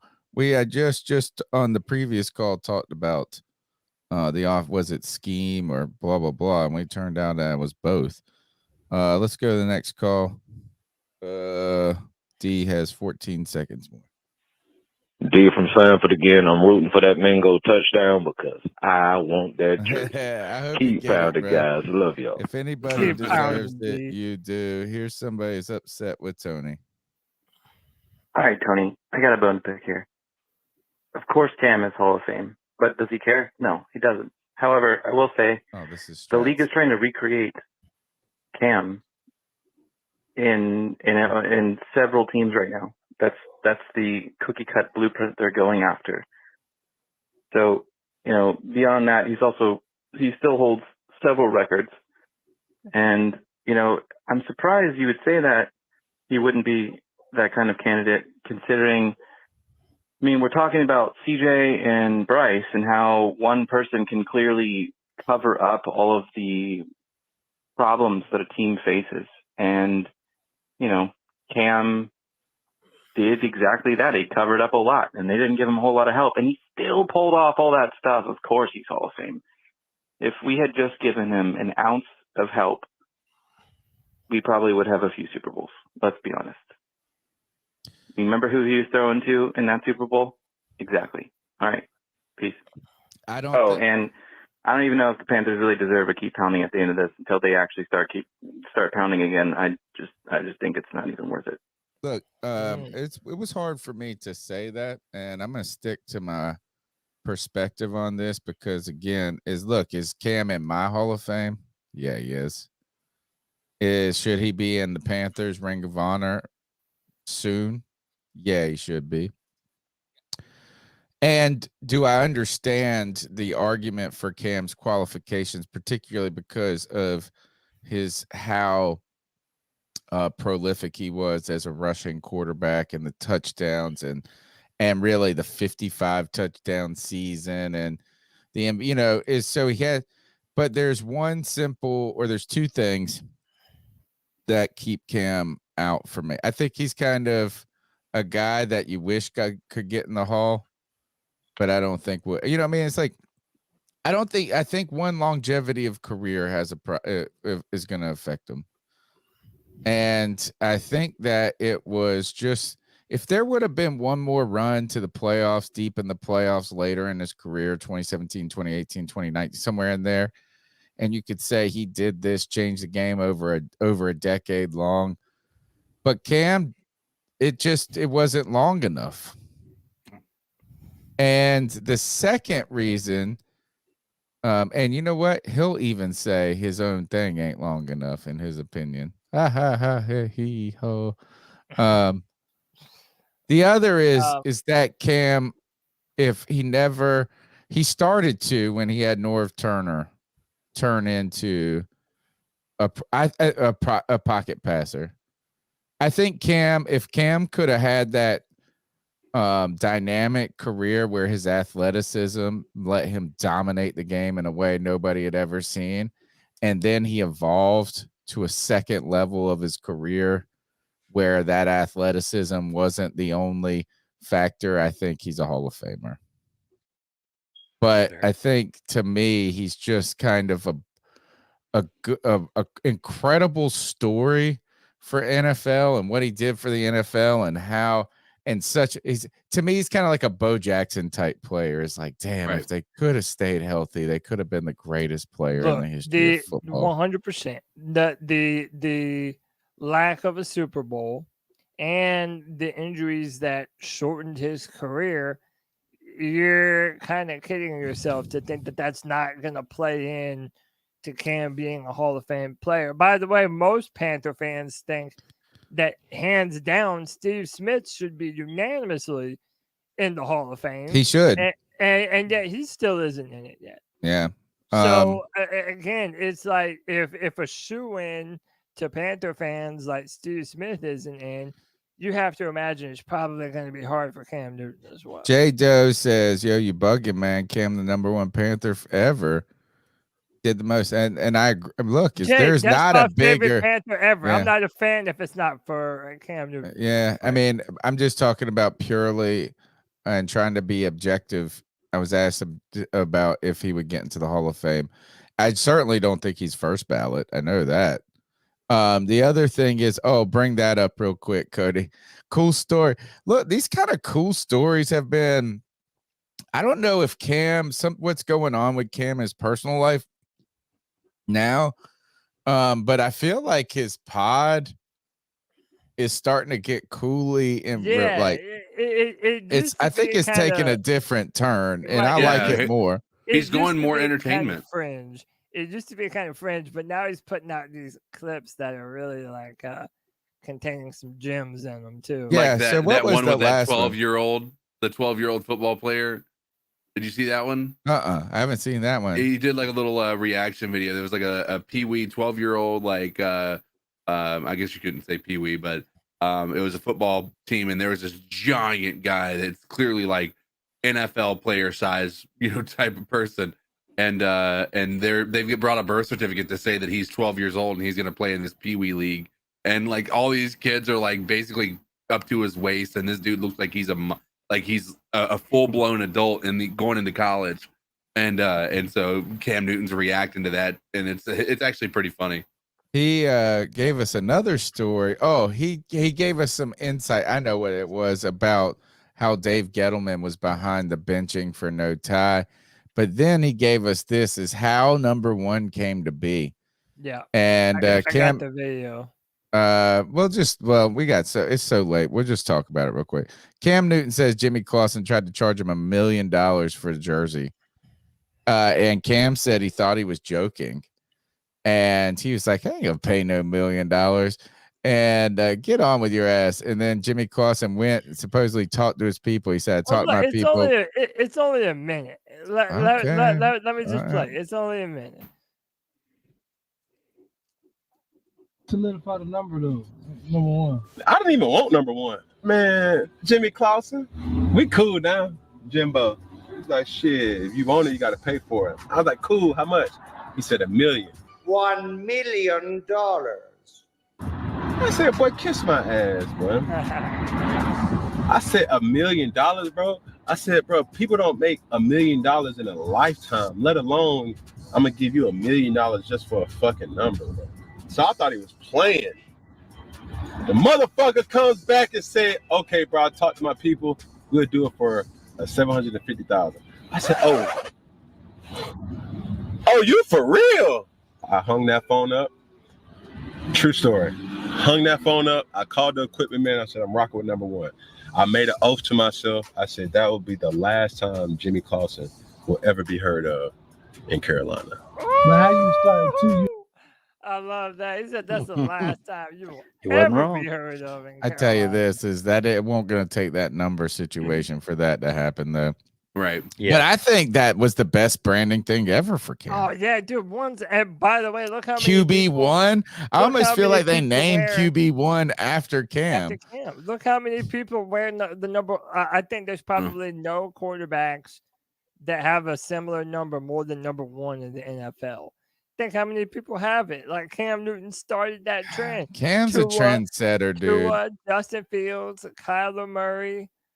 He's a trendsetter, dude. He had the whole. If you want to put him in the Hall of Fame, that's what we should put him in the Hall of Fame for. And look, J. Doe, look, I mean, I know, look, he said he broke Peyton Manning's rookie record. Yeah, he did. But he didn't get a Super Bowl.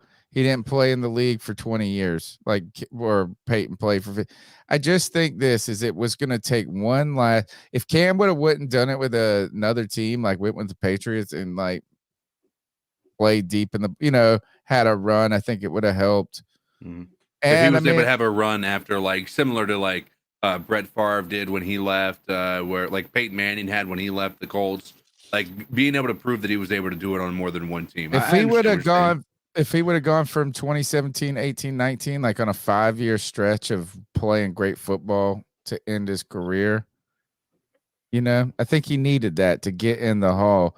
The second comeback, if he'd have come back to Carolina and played well, it would have helped for him. Super quick. I know we're trying to finish the calls. Who's going to win this matchup between Dante Jackson and DJ Moore? Oh, Evero came out and said he's not going to put that. It's not going to be. Yeah, it wouldn't be. Yeah, as much as like DJ Moore is not a speedster. Yeah, he's not a speedster at all. Yeah, he is. He's fast. He's not a speedster that would be going up against. How about this? Let me ask you this: why is Dante not going to be covering him though? Dante's not about to cover DJ Moore. The route running is better. Well, then who the fuck is? That's what I'm saying. It's going to look like nobody, I promise you. It's probably going to be 150 yards for DJ Moore. But like again, man, dude, how can you not look?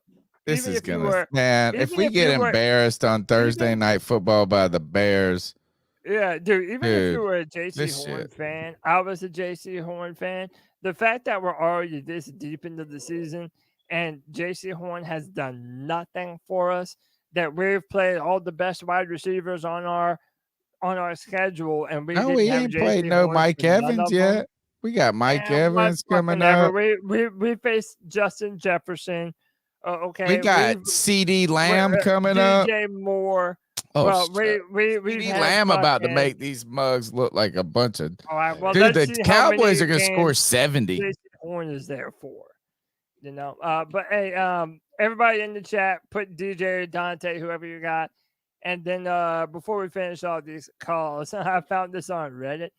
Somebody made a drinking game for Thursday Night Football. Panthers get a 3-and-out, chug a beer. Bears convert on third down, take a drink. Bears score a touchdown, chug a beer. Young gets sacked, chug a beer. Young throws out of bounds, take a sip. Dylan makes a catch / targeted, take a sip. And check yourself into the hospital for alcohol poisoning. Yeah. You're going to be feeling You're nice. Dead. You're going to be dead. Dead. Yeah. All right.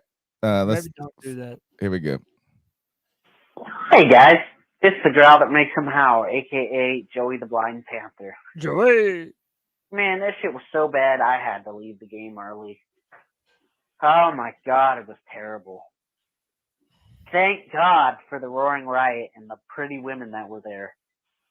Because if they wasn't for them, I would have been pissed, and I would not have been good. But, yeah. I got so we much. are I know. definitely in some not good places right now. I think that we will be better next year because we have to be. Literally, it's not that, there's no other reason I think we're going to be better next year other than because we have to be. Well, actually, which this brings me to what I called about is, this is Bryce's first year, guys. This is Bryce's first year with fucking nothing. Dude has no weapons, no offensive line, gets sacked like once a quarter or more, and is still able to stay upright, is still able to, say the things the quarterback should be saying at the post game, and still able to, for parts of the game, show flashes. He just needs the right pieces around him. He needs the right brains. He's got the right brains, and he says, and the coaches, they say the right things. That is so hard. That is the hard part, is they say the right stuff, and they just don't always do it. I think that Bryce, he needs time. Don't give up on him. I know Panthers fans have Panthers traumatic stress disorder. Oh, and you haven't mailed me my pocketed PTSD shirt yet. I'll be waiting on that. Thank you very much. $5 late fee. But, he needs time. Manning had a terrible rookie season. He beat us in the Super Bowl, and he was fucking hobbled on one leg about to retire. And now he's in the Hall of Fame. So, too early to judge Bryce. No, he's not playing good this year. No, we're not doing shit this year. No, we don't have a number 1 pick this year. Yes, we need to fire Scott Fitterer because he's dumb as a box of rocks. And we need to get somebody who actually knows what the hell he's doing when it comes to drafting and free agency and shit. Anyway, guys. Wow, wow, wow. All right. My bastard son. Hey, it's White Chocolate What, Espresso. you got something to say? Yeah, I guess at the game, Joey didn't like what he saw. Come on, he makes dumb cripple jokes about me. First things first. I know. Look, that's my joke. Hey, dude. it's You White stole Chocolate it. Espresso. What's happening? First things first, I gotta apologize to Greg. Sorry I couldn't meet up with you, bud. I was babysitting a drunk friend. The fucker wouldn't leave Hooters. I can't blame him. Like, I get it, but it was Joey. Yeah, sorry we couldn't meet up, bro. Yeah, I mean, people gotta get over. I mean, come on, with the CJ Bryce thing. Like, listen, CJ just had probably the greatest rookie day ever, and then Bryce probably had the worst game of his career so far. So, yeah, people are going to be pissed. Like, CJ is not only having a better rookie year than Bryce, but he's probably having the best rookie quarterback year ever. Like, just stats-wise, it's ridiculous. So, yeah, people are going to be pissed of what we gave up. On the other hand, I didn't even want to trade up. I was fine right there at 9 because give me Andy Dalton, Addison from the Vikings, who we had drafted in, DJ Moore, kept CMC. That is a nasty offense right there. It is. But we didn't, so whatever. Can't even get mad anymore. I can just ride it out. Mm-hmm. I left that the third quarter, and I was like, man, I shouldn't leave it the third quarter. I should stick it out. Then I saw the stats at the end of the game, and I'm kind of glad I left. Because fuck that shit. Anyway, that's all I got. Peace. Peace. Thanks, Gav. Next call. Oh, wait. Shout out to J Doe for the J $5 Doe, super who's sticker. been great in the chat room all night with the $5 super sticker. Jay, we appreciate you, man. Have a great night, man. Enjoy that steak, brother. Yeah. Reverse sear, according to Jonathan Stewart. It works. Yeah. Hey guys, what's up, bro? It's Al. Hope you guys are having a good night. What's up, But Al? I have a question about Frank Reich. Now, what if Andrew Luck didn't retire after one season with Frank Reich? How would his narrative be changed? He went to the playoffs 4 out of 5 years or 3 out of 5 years. When he had some good quarterback play. And then he had Wentz, who was supposed to take him to the playoffs when he started doing stupid shit with the ball. And so they don't go to the playoffs. Like, how would his narrative have changed if he had Andrew Luck? And keep pounding.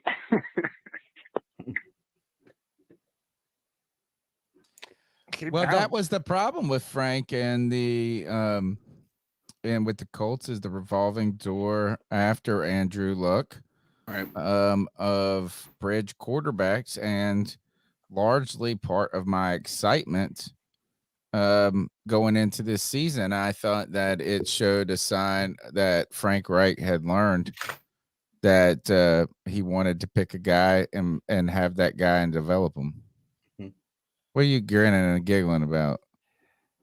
Just the fucking chat? No, just us, man. Oh, all right. Fucking team. All right. This is the last call of the night. Hey, James E. calling in, clarifying the post.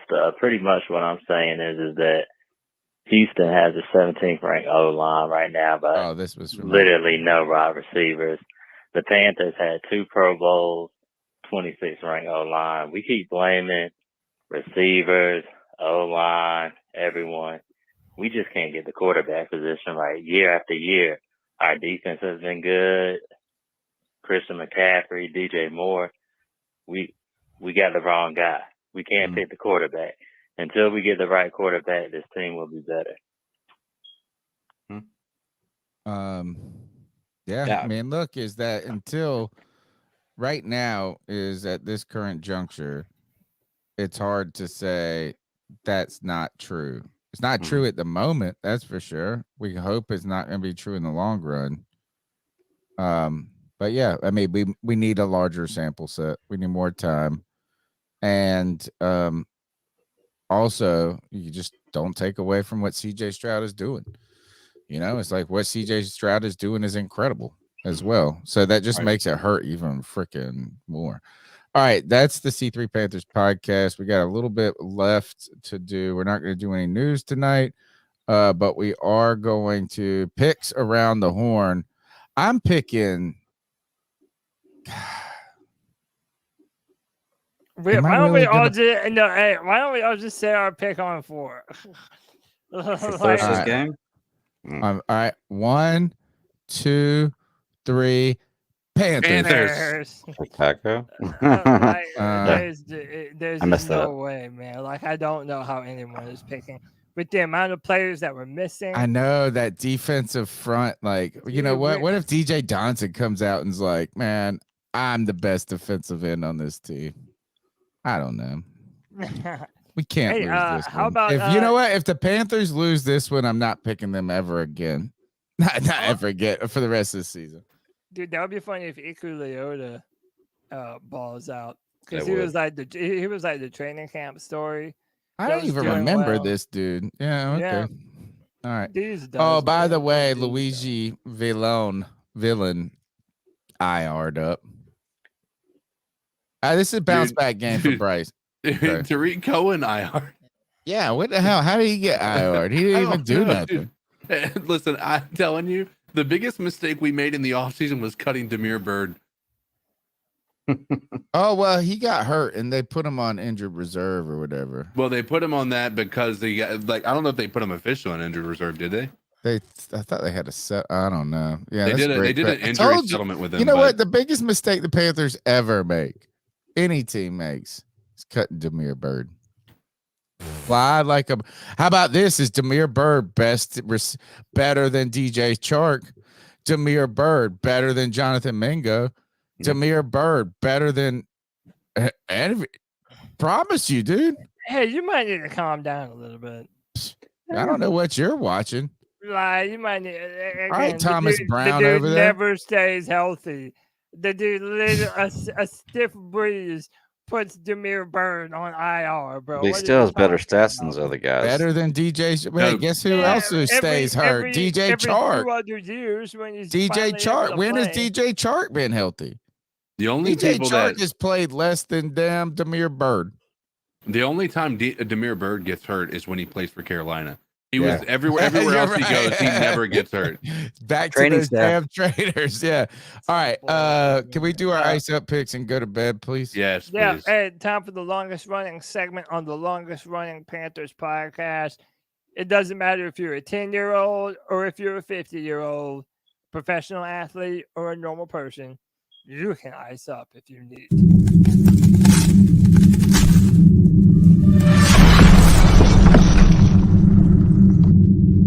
Ice up, son. Ice up.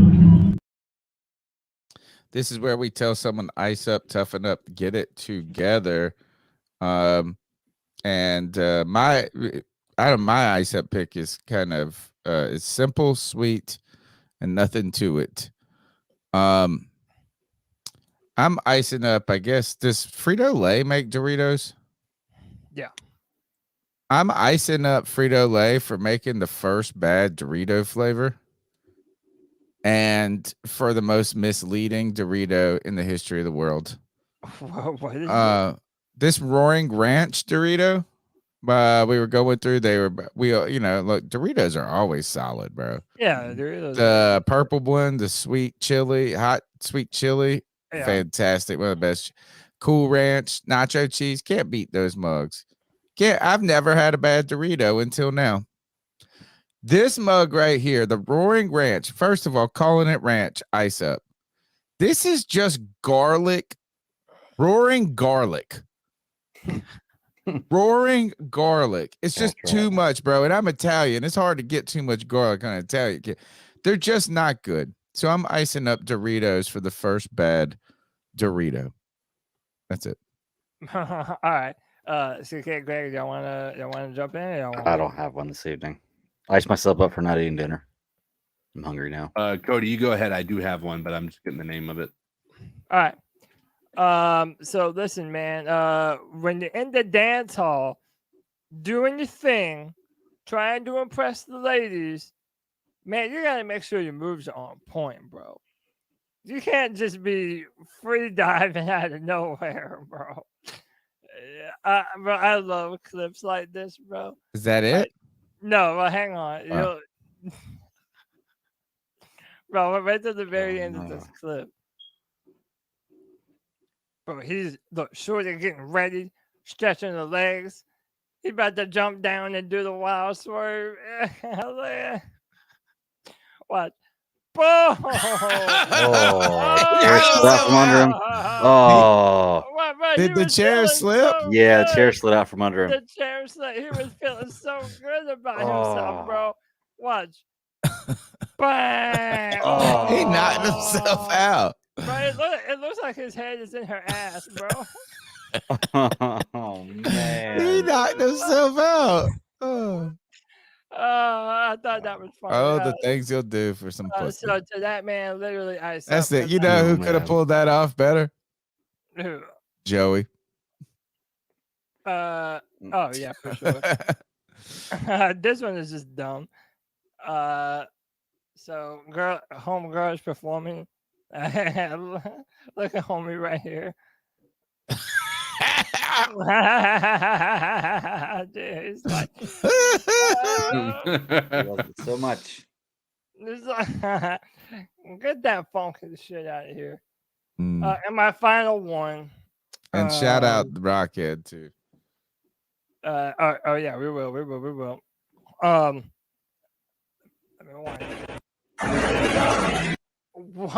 don't know if y'all I do have one this. more to show you. I don't know if y'all have seen this, but what do y'all think homeboy was trying to do with this little kid right here, man?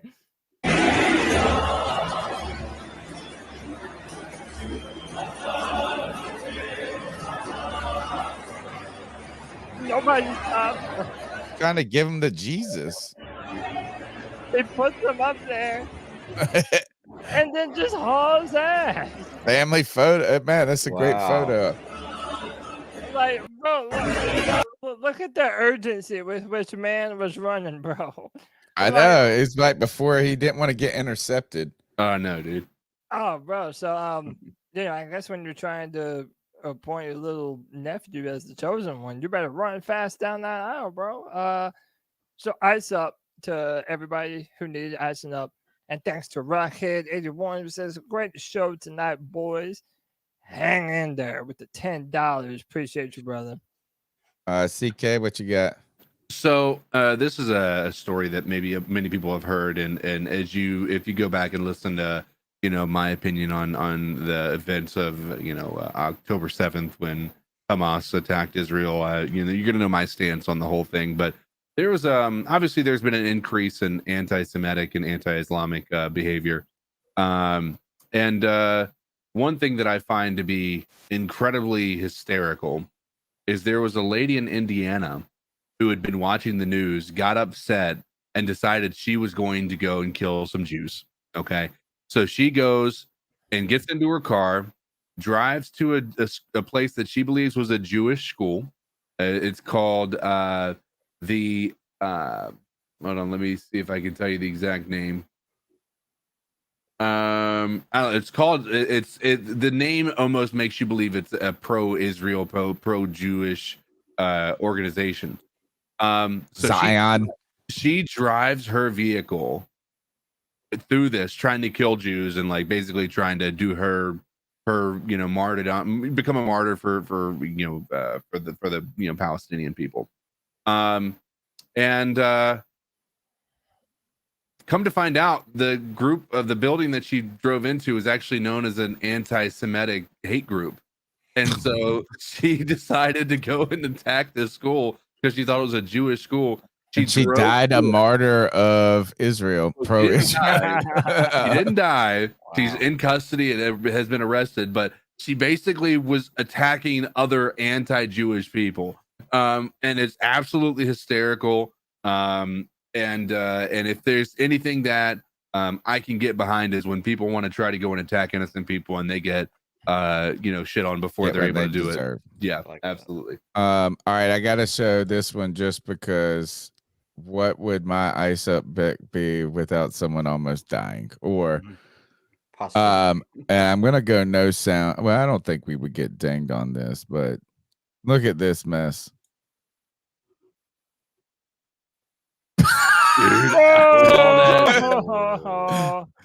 Bam! I have so many questions about this move. Is he trying to jump the car and he gets hit by it? Or is he just jumping and randomly a car is going 70 miles past and he gets crushed? And then last, what was the end game? If he did jump the car, there's a building in front of him. Yeah, does he just run into the building? These dumb people in the world. All right. That's the C3 Panthers podcast brought to you by CarolinaCatChronicles.com. Every Tuesday night, we chop up the latest Panthers news and opinions from the fan perspective. We do it into the wee hours morning of Wednesday. And we'll be back here in less than 48 hours, like Panthers Gal, or I think it was Panther Gal 73 reminded us of. And you guys, I know you'll be here too. We want you to join us. It'll be a late night after the post game or for the post game show. We'll have to see how the building is burning, or are we celebrating? Does that plane get lost on the way back from Chicago? Or does it find its way home to a happy place in Charlotte where fans can at least relish on not giving the Bears a better scenario than they already have? Before the end of the fourth quarter, huh? Yeah. We'll try to fill things out as things go. Look, you know where to catch us. You know where to catch us. You know everybody's handles. Look in the show description. See us Thursday. Cody Lack, take us out of here. C3 Nation, until next time, like my man Josh says, keep pounding.